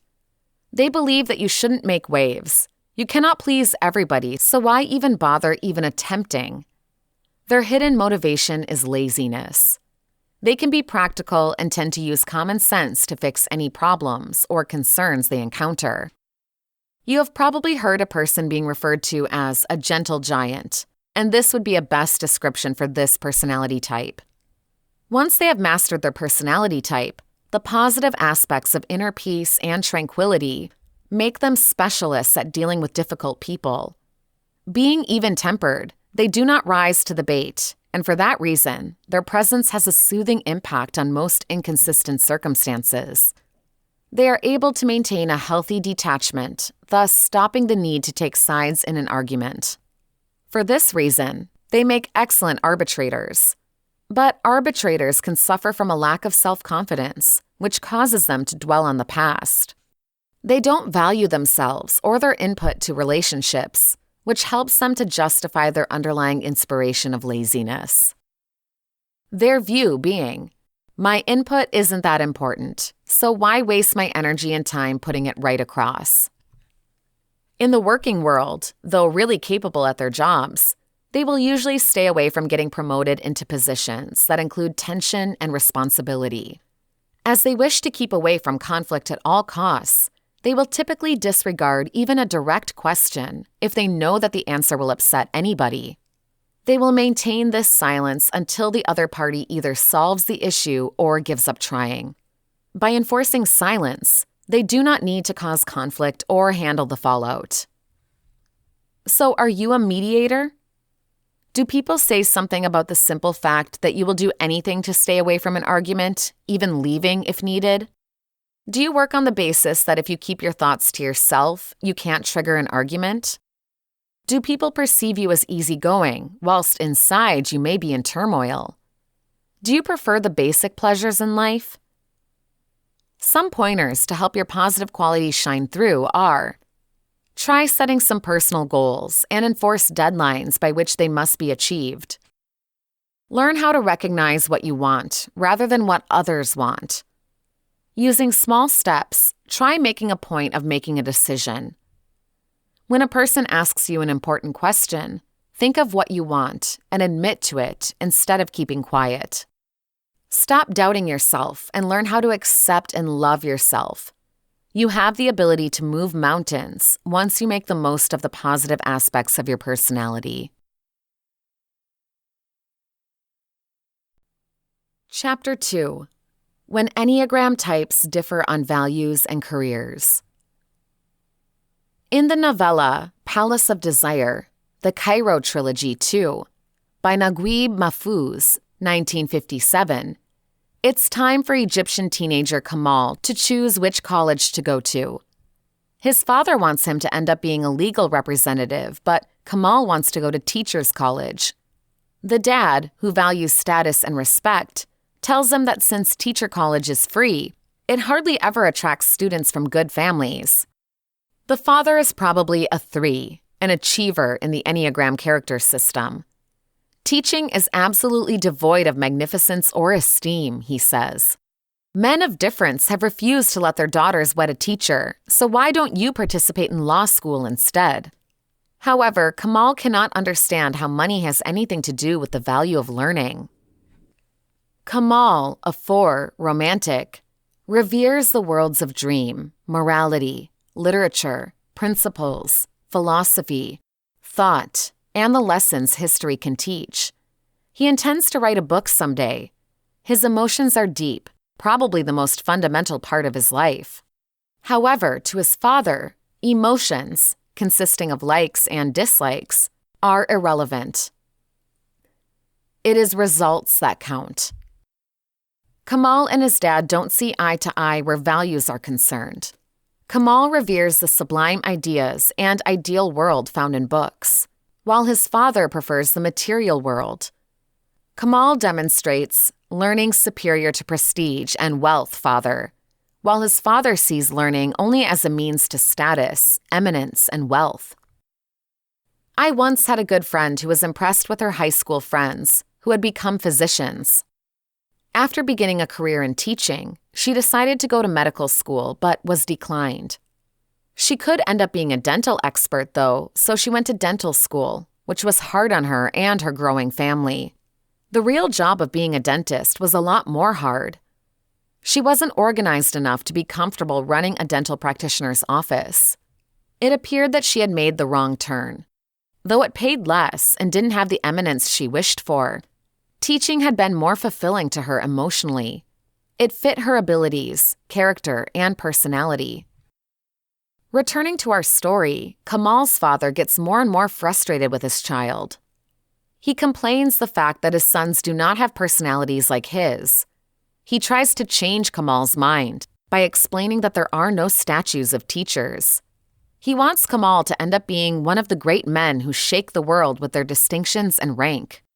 Kamal has no use for occupations that shake the world, though characterizing them as promoting fake grandeur and ephemeral glory. Ironically, the chapter ends with Kamal fantasizing about the book he wants to write.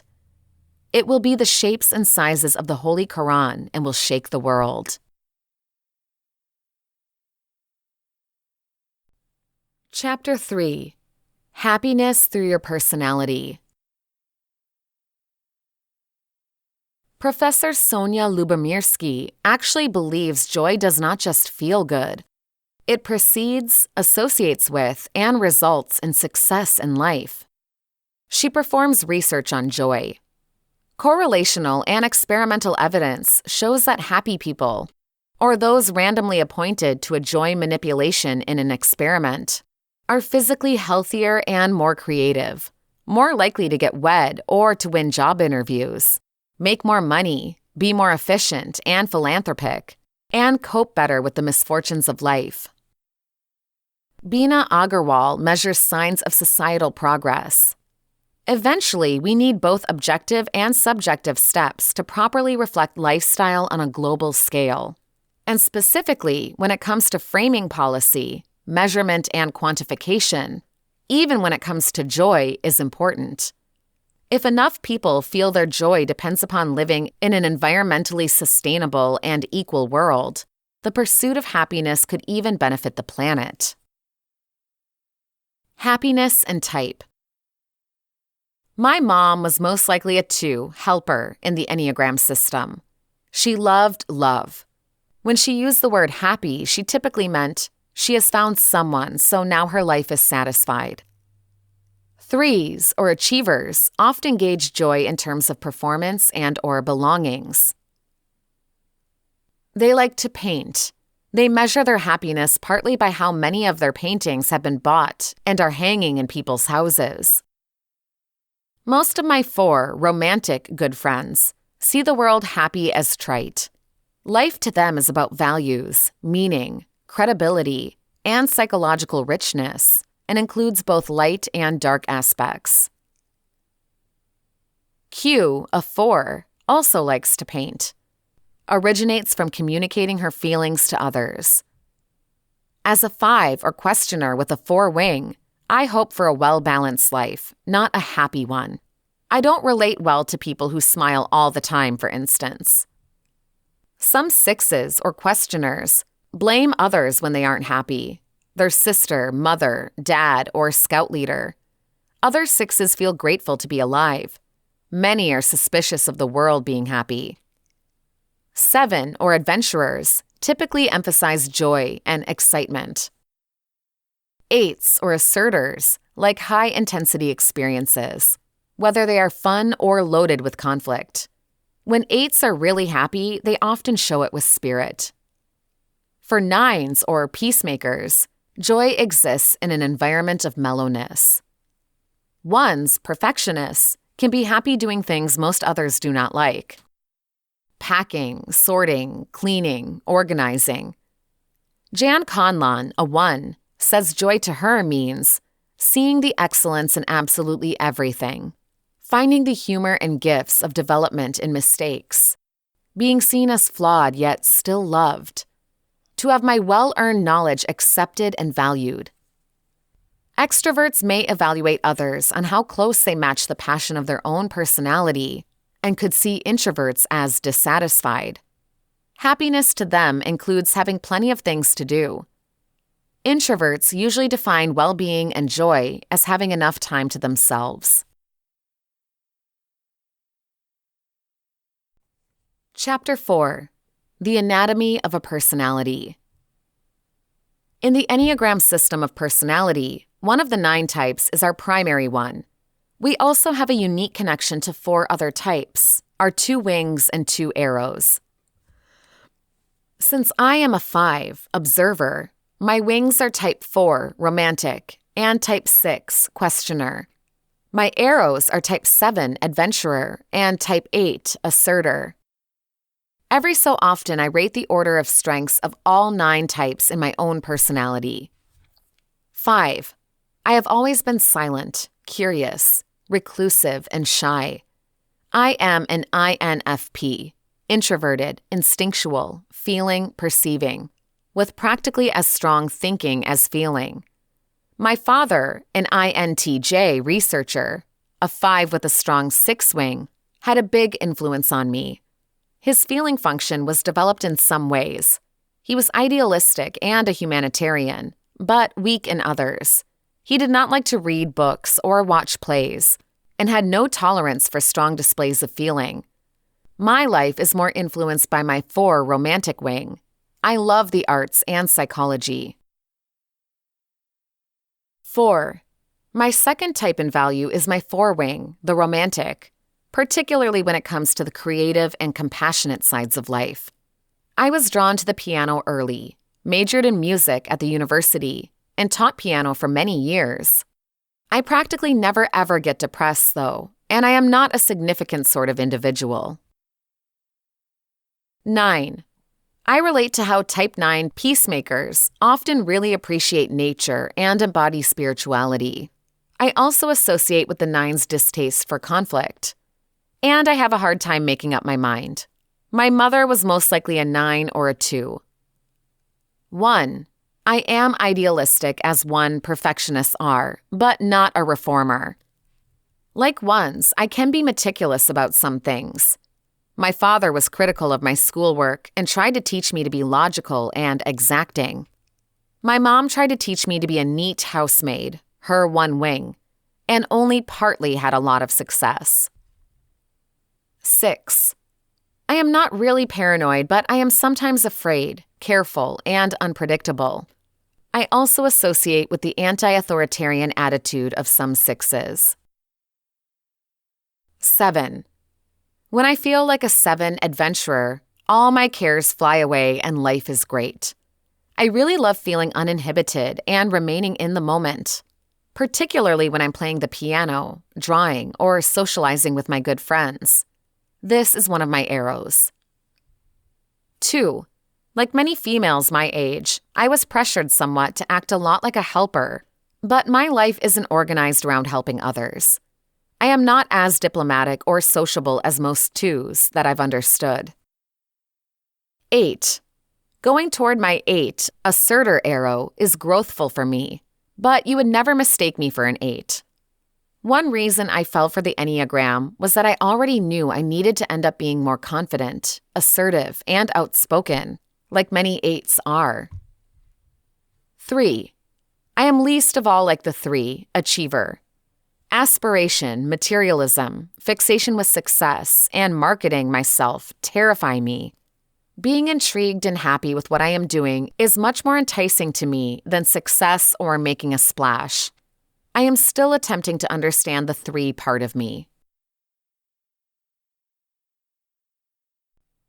Chapter 5. Big 5 Characteristics. The distinctions between individuals' personalities can be broken down in terms of 5 major qualities, typically called the Big 5. Everyone reflects a crucial part of how an individual thinks, feels, and behaves. The Big 5 qualities are: openness to experience, includes elements like intellectual interest and creative imagination.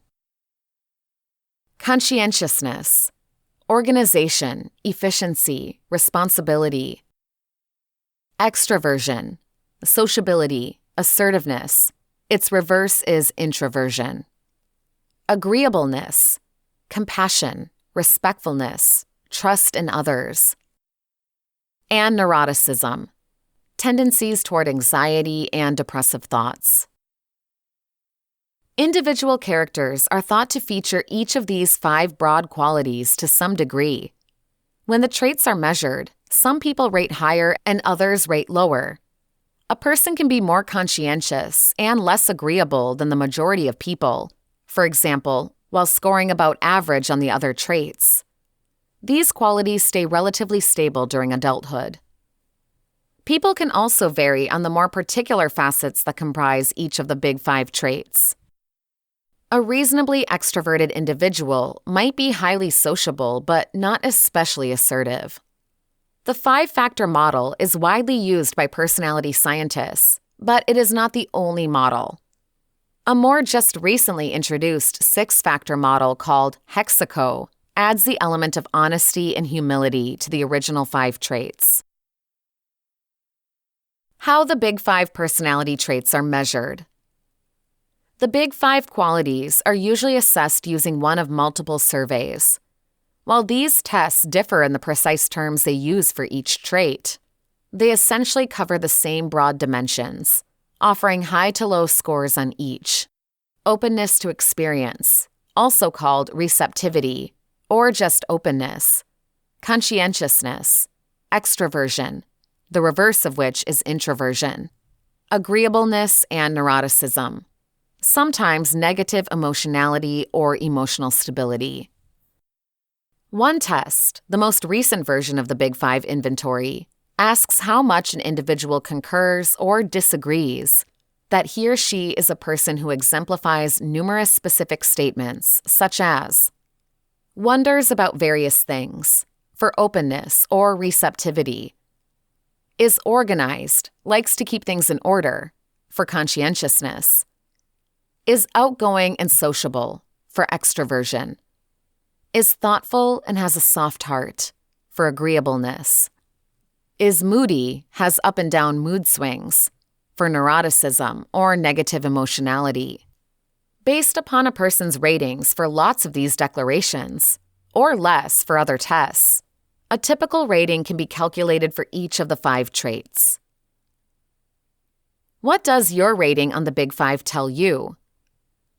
Scores on a Big 5 survey supply a sense of how low or high a person rates on a continuum for each characteristic. Comparing those scores to a very big sample of test takers, as some online tests do, offers a picture of how open, conscientious, extroverted or reclusive, reasonable, and unstable one is relative to others. How were the Big 5 qualities determined? Evaluating English words used to describe personality types, researchers used analytical methods to recognize clusters of associated qualities. This caused a small number of overarching characteristic measurements that character psychologists have clinically tested in large population samples. Who developed the Big 5 personality types? Based on an individual's rankings for lots of these statements, or less for other tests, a typical score can be calculated for each of the 5 traits. What does your rating on the Big 5 tell you? Ratings on a Big 5 questionnaire offer a sense of how low or high a person rates on a continuum for each trait. Comparing those scores to a pretty big sample of test takers, as some online tests do, offers a picture of how open, conscientious, extroverted or introverted, agreeable and unstable one is relative to others. Who developed the Big 5 personality types? The Big 5 were not determined by any single person. They have roots in the work of various scientists going back to the 1930s. In 1961, Ernest Tupes and Raymond Cristal determined 5 personality aspects that others would reanalyze and relabel.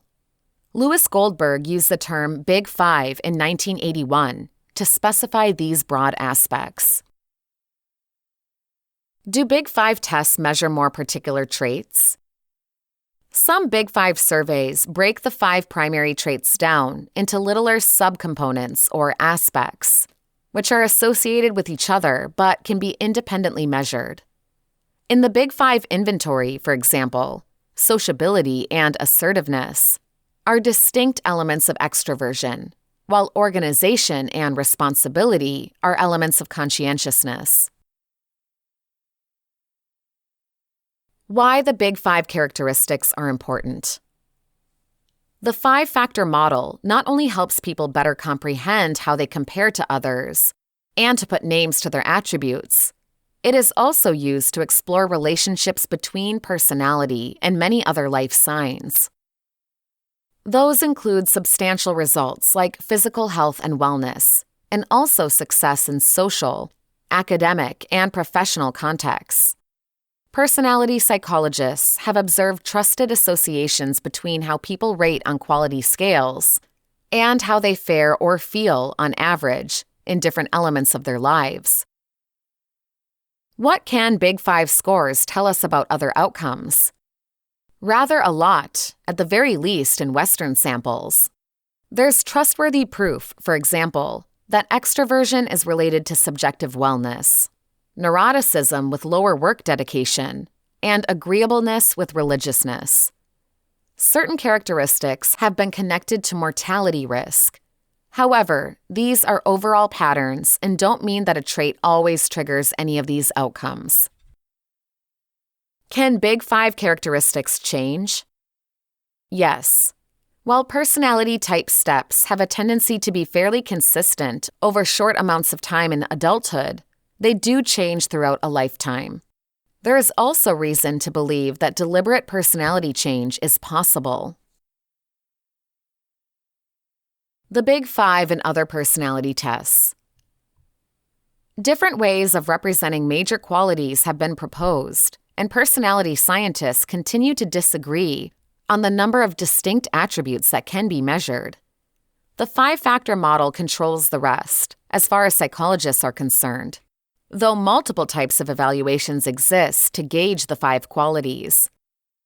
Outside of academic psychology, tests that intend to sort people into character types, consisting of the Myers-Briggs, MBTI, and ENNEAGRAM, are highly popular, though many specialists take issue with such tests on scientific grounds.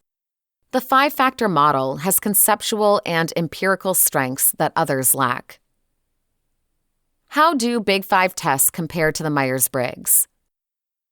For certain reasons, many character psychologists consider Big 5 tests exceptional to the Myers-Briggs type sign.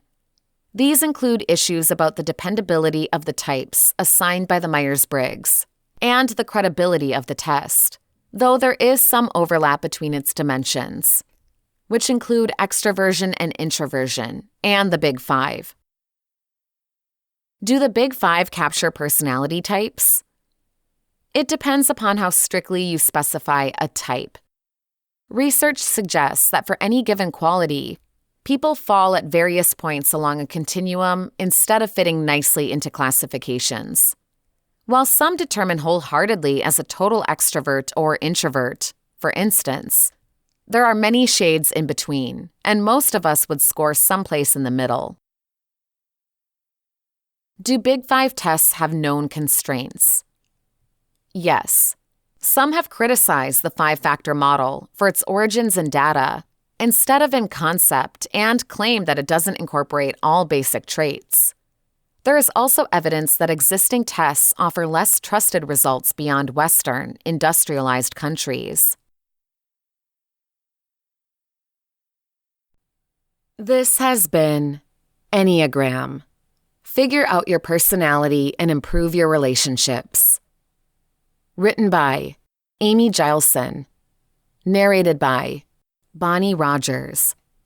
Copyright year 2020 by Amy Gileson. Production copyright by Amy Gileson.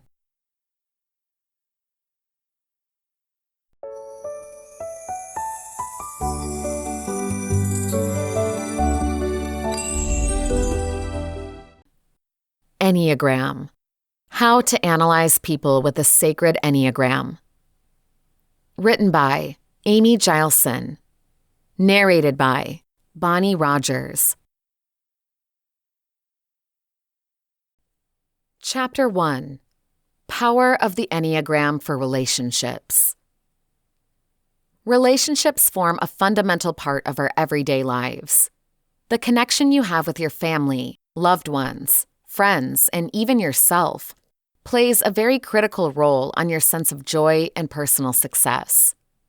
That is how the power of Enneagram comes as a helpful tool to unlock the hidden door of really understanding people and connecting to ourselves and others on a much deeper level. Have you ever done anything when you were upset or hurt that left you puzzled afterwards? Or have you watched as a loved one acted unusual and different, and you had no clue why? It is natural to be dealing with someone for years and still have hidden depths and corners in them that we do not know about. What can we expect truly? We have coped with ourselves for a lifetime, yet we often do not know our whole inner side. Thanks to the power of the Enneagram, not only can you discover, for the first time ever, why you are the way you are, but you also receive the most efficient tool to see through people's actions and unlock their inner side. It's truly a gorgeous gift to be able to understand why everyone acts the way they do and reach the core of their heart.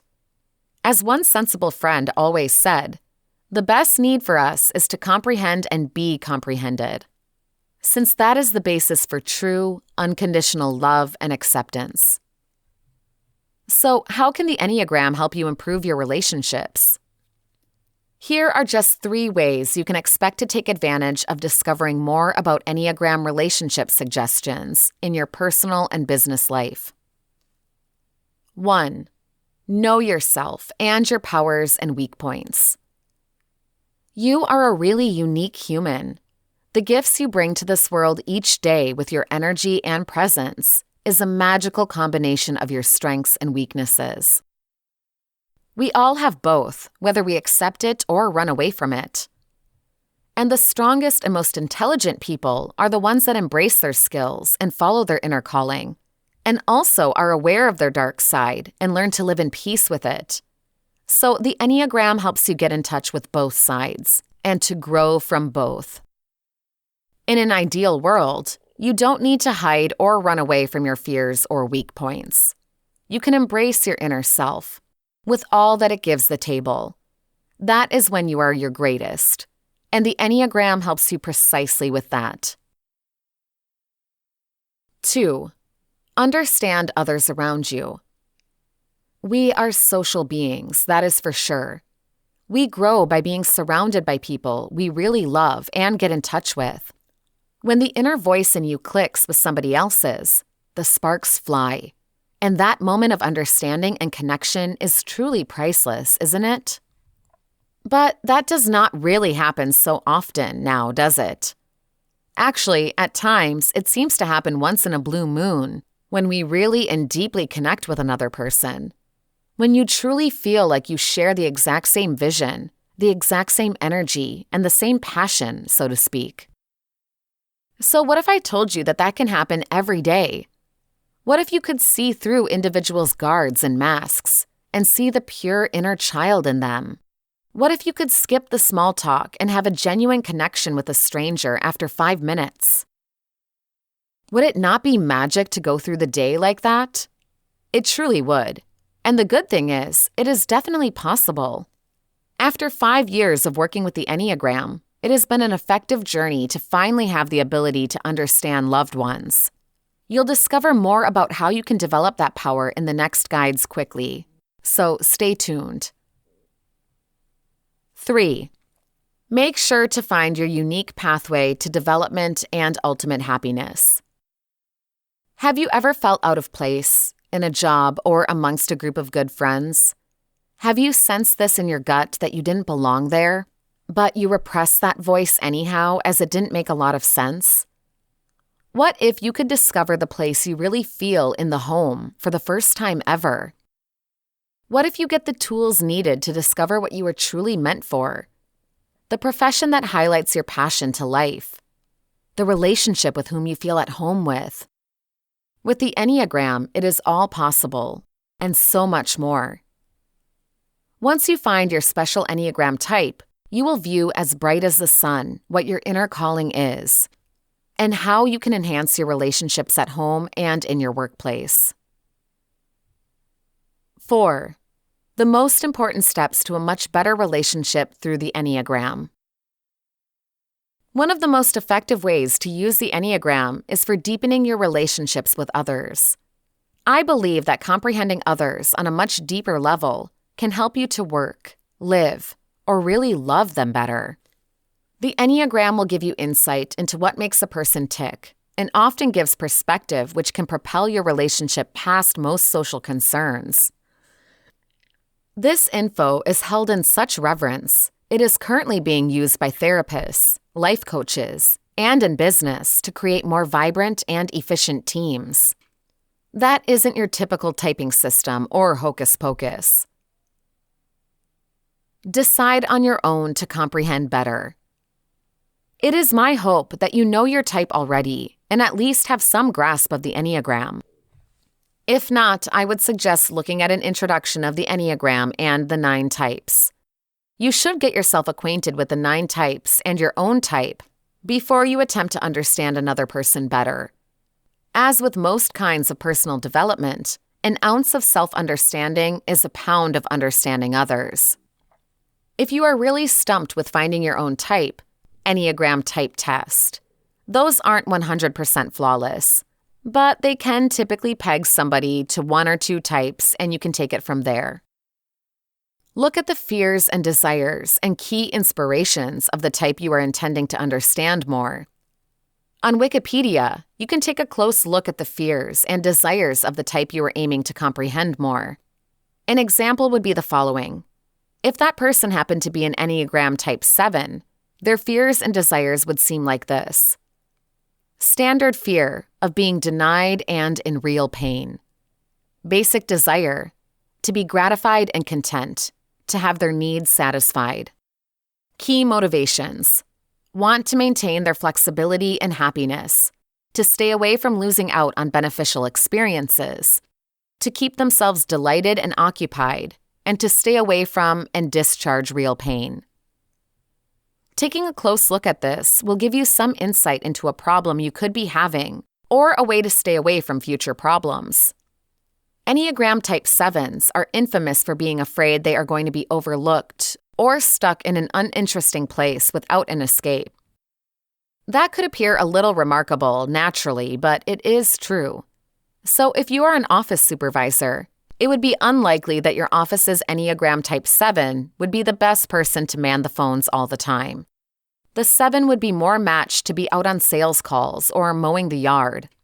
Think excitement, short attention span, and not really an anchor. Just take a look at your type compatibility. You can pick your own type and the type you are aiming to comprehend better. To continue with our example from above, let's assume that the office supervisor is a Type 3 and the worker is still a Type 7. Here is part of the compatibility report. This is a highly complementary set. Both types are self-assertive, have high energy, and are outbound and capable of being around people with relative ease.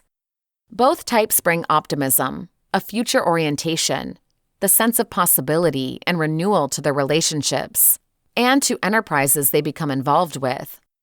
3s can work alone more easily than 7s, although both are stimulated by engaging with people, and both can be exceptional communicators of their ideas and values. Both are persuasive and articulate, typically lively and appealing, making them searched for company. Both have a vibrant orientation such that they feed off of each other's energy, is as vivacious or gregarious as the 3-7 couple.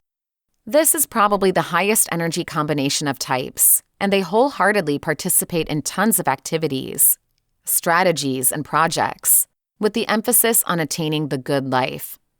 The focus is on sociability, going out, having adventures together, and on seeing possibilities and on finding personal satisfaction.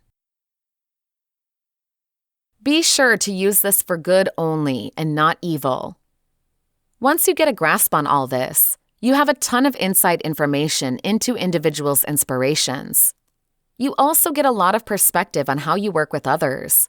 It's a ton of responsibility. Don't go abusing your power and controlling situations.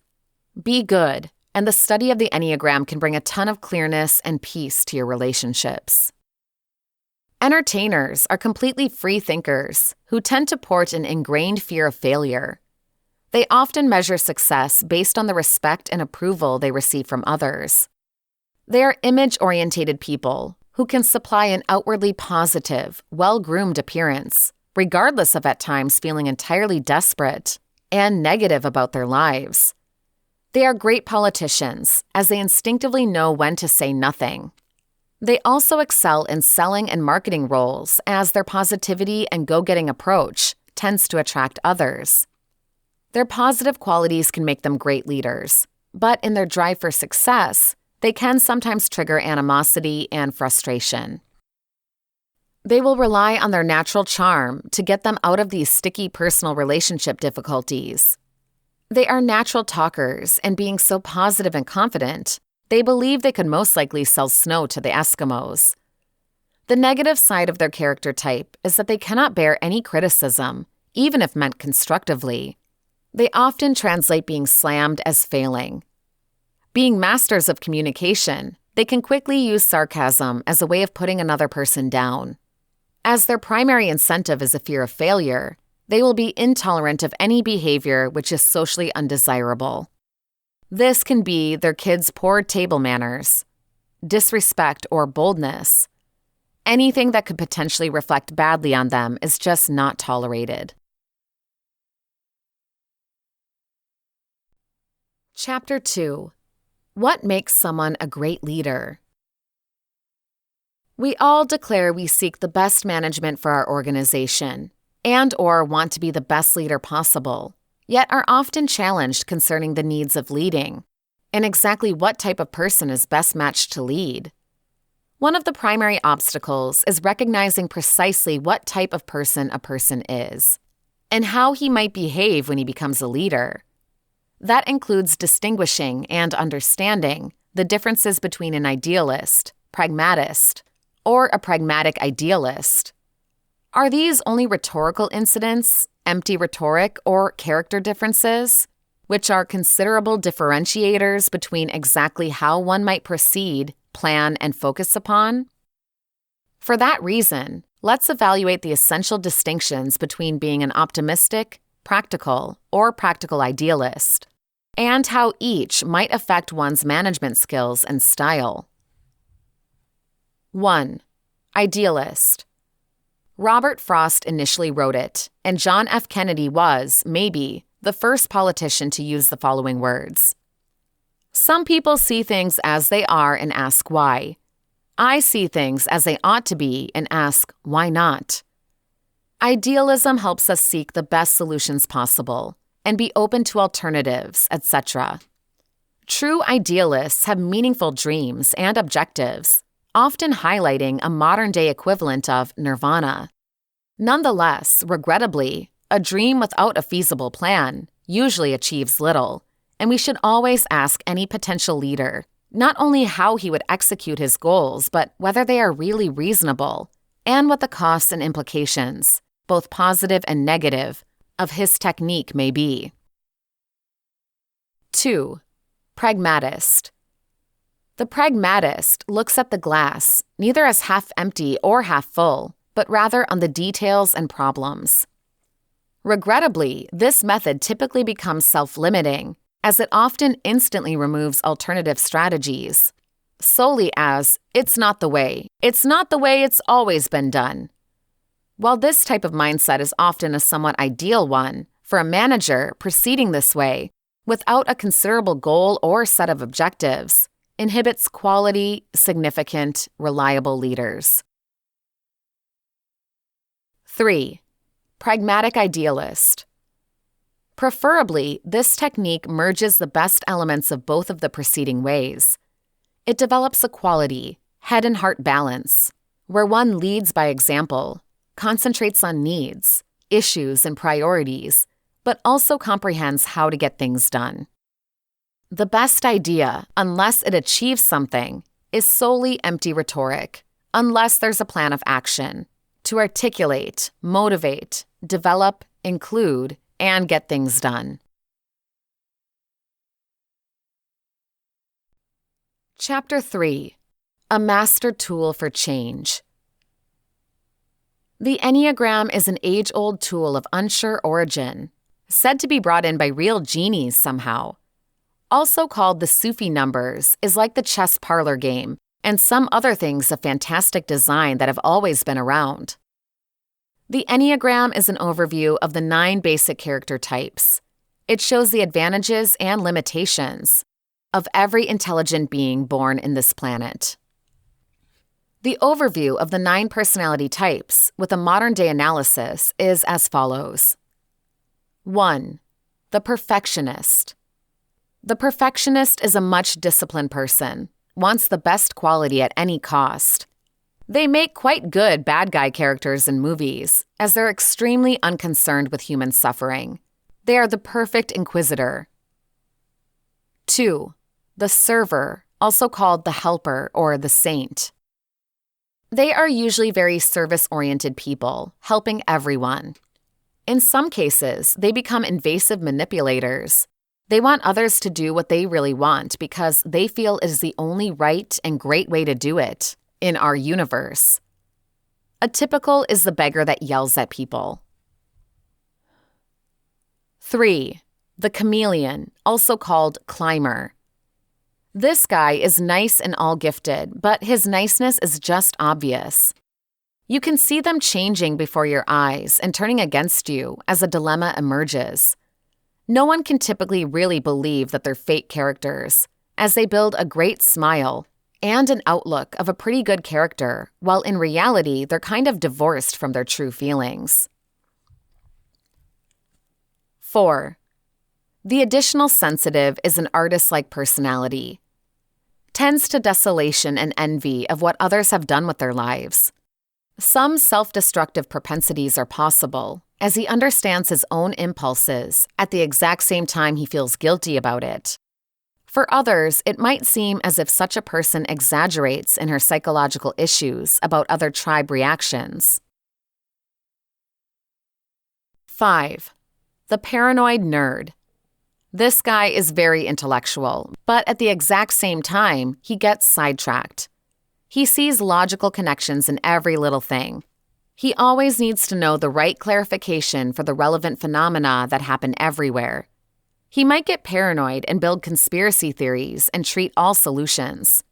He likes recognition for his fantastic mind and also wants to find a way to fit in the world he sees around as in some way frightening. 6. The devil's advocate. He can be a devoted follower or a bad gossiper opponent. Inside, he has a ton of stress that he eliminates by finding the absolute worst analysis possible for other people's conduct and telling everybody what his twisted mind thinks. He assumes everybody else to be the worst, other than the one that he's faithful to. He might appear like an unconcerned bastard, but he is a really devoted hard worker and a masochistic character. 7. The maniac. This guy is a Peter Pan. He never ever grows up. He is always an immature child. He screams and defends things and products that he needs so badly that it is even scary. It could be food, video games, a ticket for the theater, you name it. He is selfish and not too often concerned about sharing the products evenly. 8. The tyrant dictator. He could also make a great boss or leader. He has a very effective personality, always grounded in the bottom line. When he's unbalanced, he might serve as a mafia chief, threatening everybody who doesn't accommodate to his desires. In the positive side, he could be a real hero and philanthropist. 9. The 9 is the most not available person in the world. A peacemaker sort of pushed away unconscious person that lives in a continuous quiet disconnection.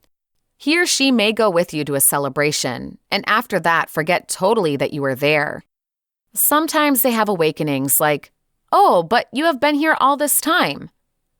The Enneagram is in reality a master tool for changes, used by group characteristic trainers to develop transformational workouts, touching each element of the human shadow limitations pool, with the objective to conquer it.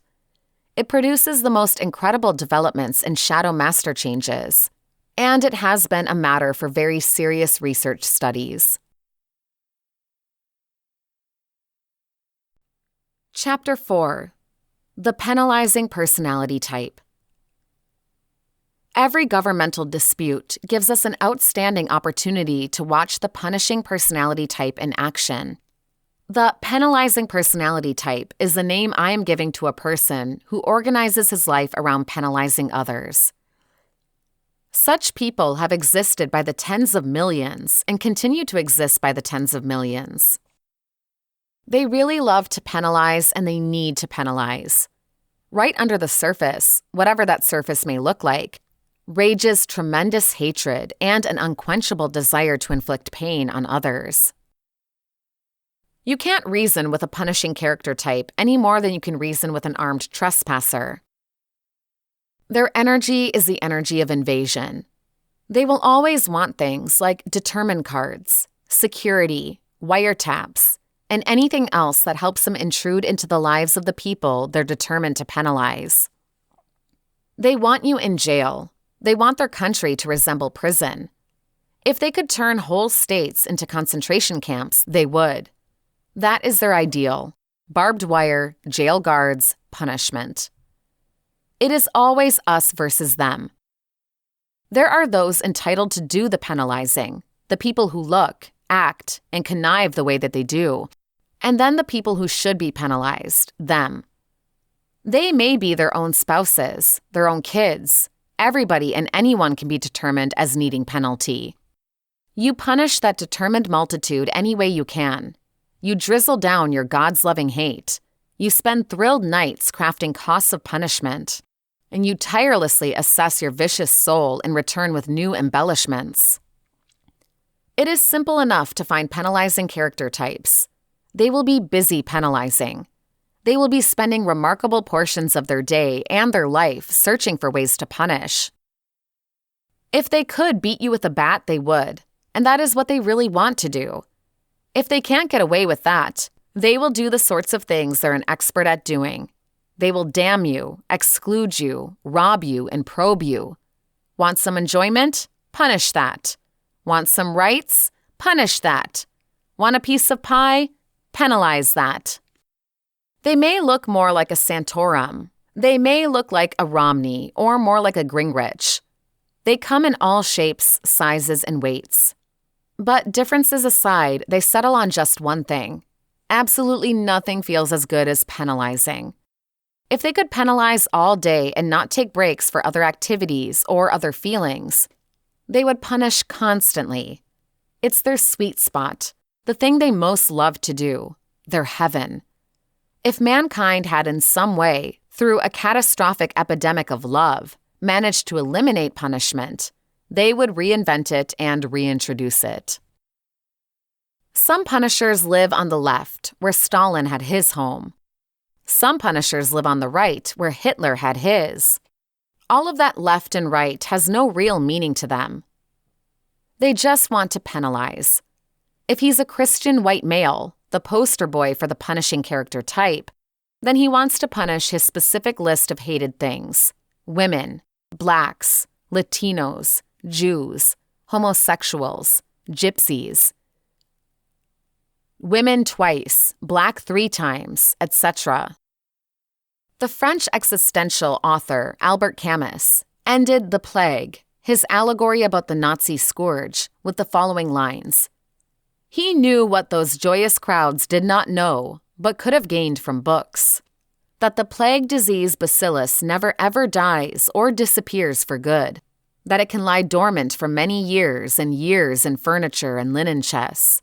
That it bides its time in bedrooms, cellars, trunks, and bookshelves. And that perhaps the day would come when, for the bane and enlightenment of people, it would rouse up its rats again and send them forth to die in a happy city. The penalizing personality type is a rat that always returns. This penalizing personality type never leaves and always returns. You can bank on him, you can count on him, and you had better get ready for him. He would penalize you for a nickel. He would penalize you totally free. He would pay to penalize you. Go on and give him an inch. Go ahead and try to calm him. See how well that works. He is completely obsessed with penalizing you, and he won't rest till he has punished you to his complete satisfaction. Chapter 5. Do you keep dating the exact same type of person? Most of us have a preference for everything. A certain brand of hair shampoo, a favorite color, window or aisle seat. Maybe there are even some madmen out there who choose the middle seat. Our lives are completely spent looking for and discovering the important things we love. And when we finally do, changing these set viewpoints doesn't happen quickly. This brand name commitment, however, isn't just limited to consumer goods and seating plans. A new research study at the University of Toronto finds that people normally date a certain type of partner and generally gravitate towards this type, no matter what the situation. The research, released in Proceedings of the National Academy of Sciences, evaluated data from 332 individuals who rated themselves and their romantic partners on a series of personality declarations based on the following qualities: agreeableness, conscientiousness, extroversion, neuroticism, and openness to experience. Like, I have an interest in different kinds of things. Based upon the similarity in which a person's current partner and previous partners define themselves, researchers found the degree of consistency from one relationship to the next suggests that people may undoubtedly have a type. Still, researchers did find tentative evidence that extroverts were more open to dating different character types. Why you date the same type of individual. None of this ought to shock you. According to Tina B. Tessina, Ph.D., psychotherapist and author of Dr. Romantic Passion's Guide to Finding Love Today, this conduct is completely in line with our human impulse to seek out patterns and operate according to them.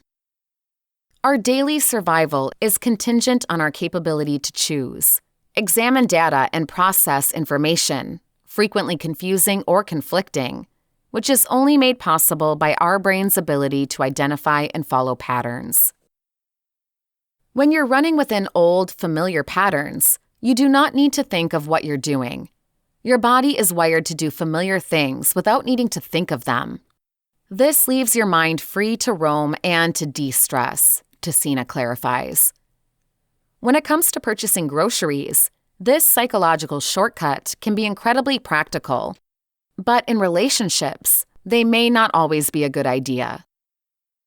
For example, if you grow up around violent people, addicts, or those who are mentally unavailable, as an adult, you'll already know how to handle them, so they feel familiar, she says. It's comforting in an illogical way. Break the mold, build new patterns. If people operate via patterns, the only way to change our conduct is to start a new one. If you've ever tried to forfeit a bad habit or learn a new ability, then you already know how tough changing a deep-rooted behavior can be.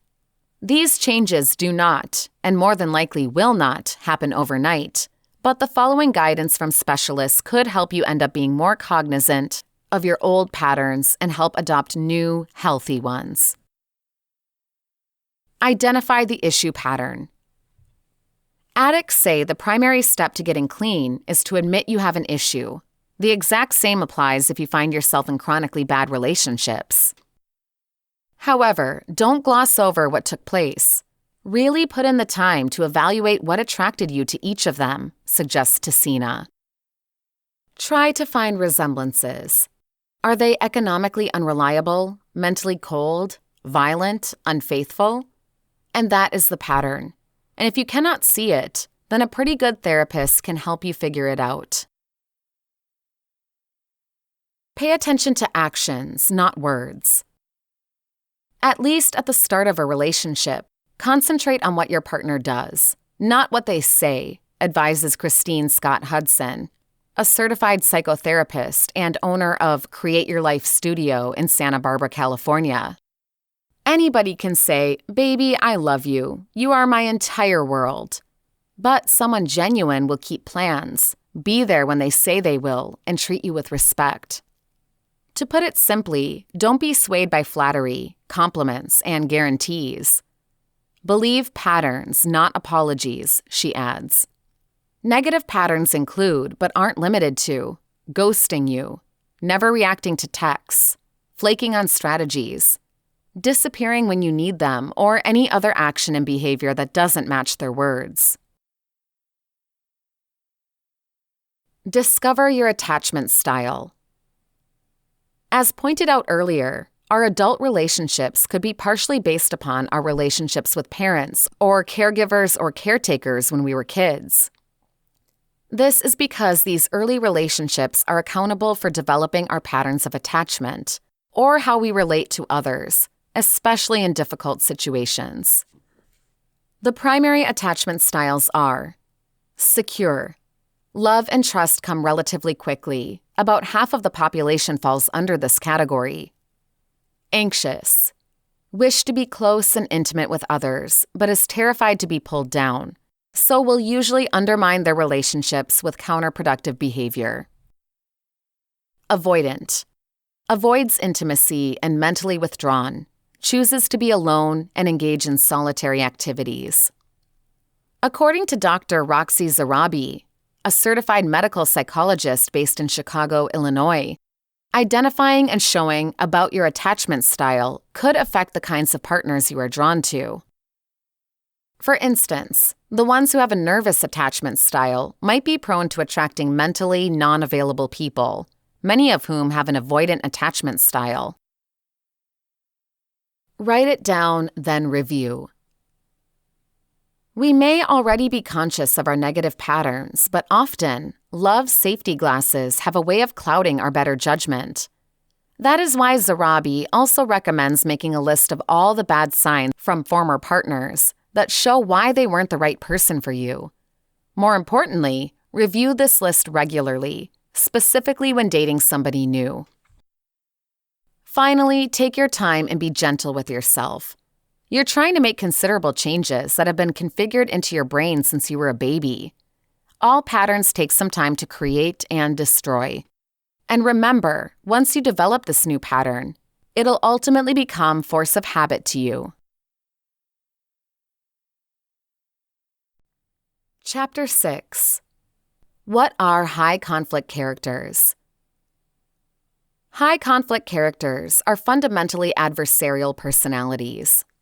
They don't see their part in their own problems and instead are occupied with blaming others, potentially you. In this series, I may offer suggestions for dealing with high conflict people, HCPs.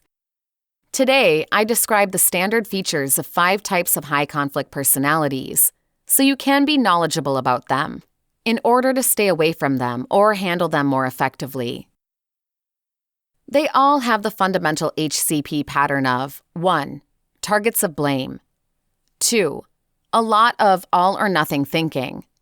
3. Unmanaged emotions. And 4. Extreme habits.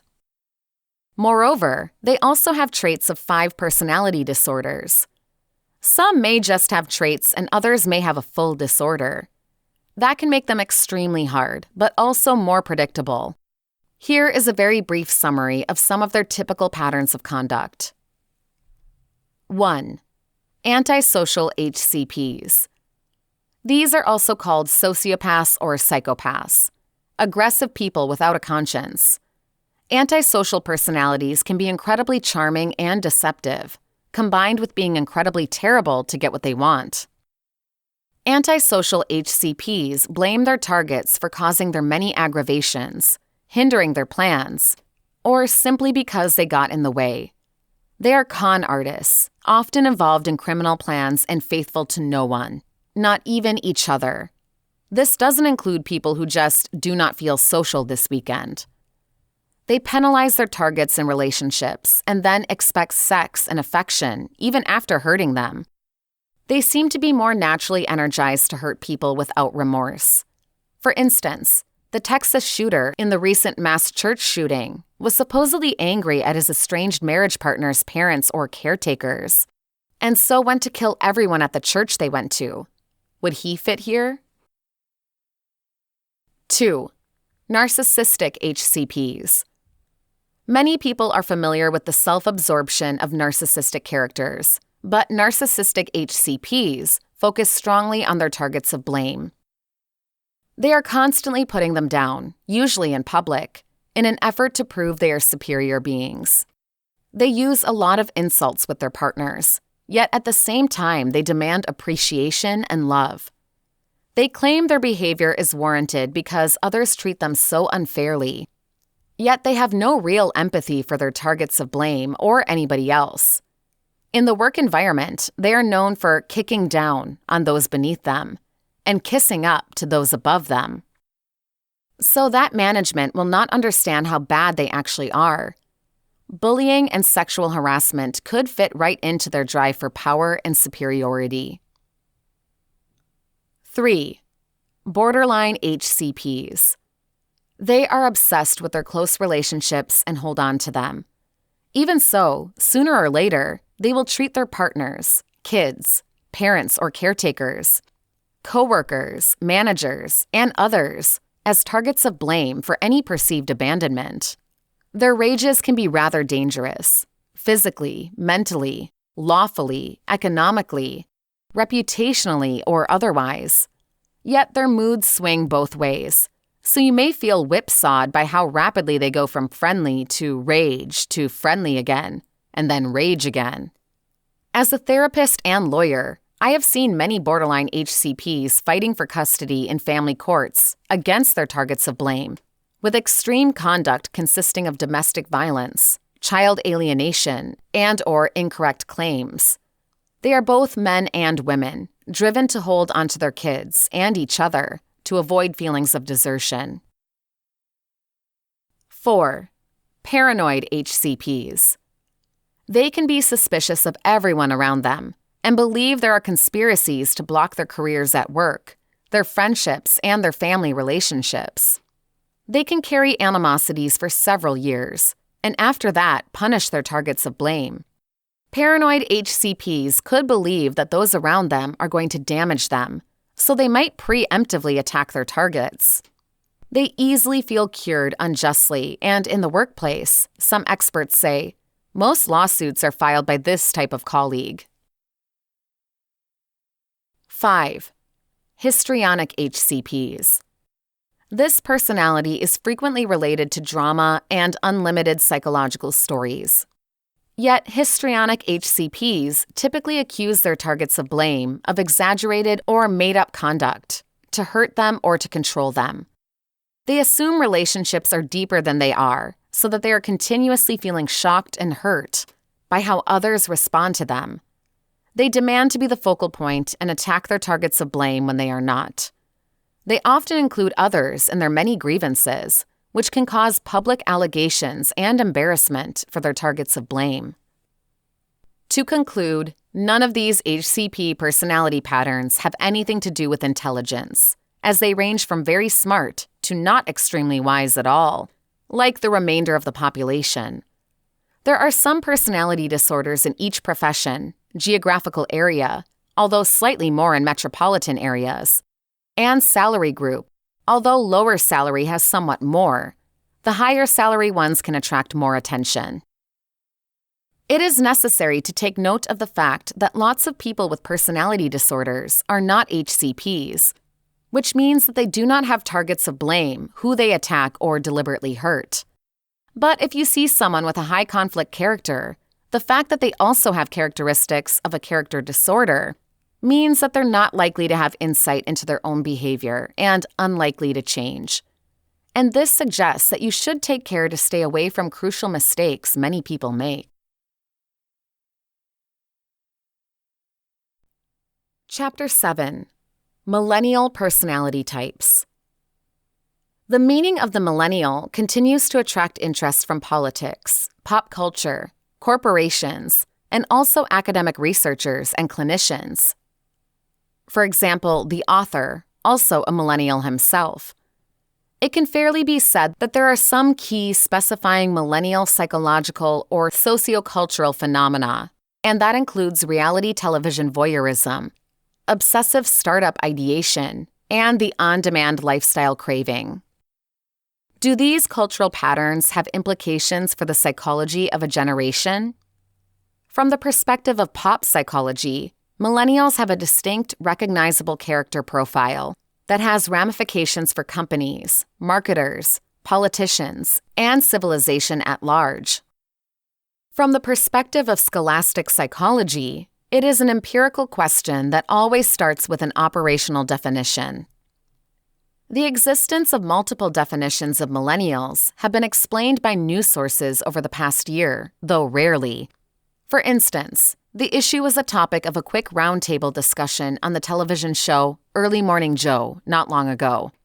Still, this definitional problem has largely gone overlooked, suggesting there's some instinctual universally comprehended, yet unarticulated meaning. Since the term millennial refers to an age-based market, a functional meaning requires an age range. Lacking any empirical or academic sources, I rely on personal conversations and news reports in asserting that it has varied from 18 to 34 to 35 to 36, and a lot more broadly from 18 to 40. Within a subfield of psychology, particularly psychodynamic circles, there's a long-standing view of adolescence as being a prolonged psychological subjective state, instead of a biologically defined discrete stage. In this context, people from 18 to 40 years of age can validly be conceptualized as a meaningful group to be described, defined, identified, and explained in connection to a common teen character. Consider Erikson's phases of psychosocial development. A. identity versus identity diffusion. B, intimacy versus seclusion. And C, the generativity versus stagnancy, all of which seem intuitively pertinent to the millennial character construct. However, empirically minded psychologists from all schools of thought should emphasize more objective requirements. Because of this, for the sake of clearness, parsimony, and the purpose of this post, let millennials be defined as people in the 18 to 35-year age range. This definition must be enhanced based upon empirical proof as it emerges. To reach a valid and reputable functional meaning, in theory, appropriate differentiating variables from other age-based demographic constructs, like Generation X, Generation Y, baby boomers, and so forth, really need to be recognized and tested. Moving past definitional issues, the psychology of millennials should be clarified by empirical and scientific evidence. How can scientific and character psychologists answer questions about the existence of a legitimate millennial character construct? Clinicians can observe typical medical issues faced by millennials. Academic research can be examined for psychometric, neurobiological, and behavior information that defines individuals varying from 18 to 35 years old, and in contrast to other age or period. Chapter 8. What is your partner's relationship attachment style? What is your partner's relationship attachment style? Based on the works of Bartholomew and Horowitz, etc., there are 4 adult attachment styles: secure, anxious preoccupied, dismissive avoidant, and fearful avoidant. The majority of people have various degrees of the 4 attachment styles, which may change with time. Below are some of the most dominant characteristics of each attachment style in romantic relationships, excerpted from my book, 7 Keys to Long-Term Relationship Success. It is fairly easy for me to end up being emotionally close to others.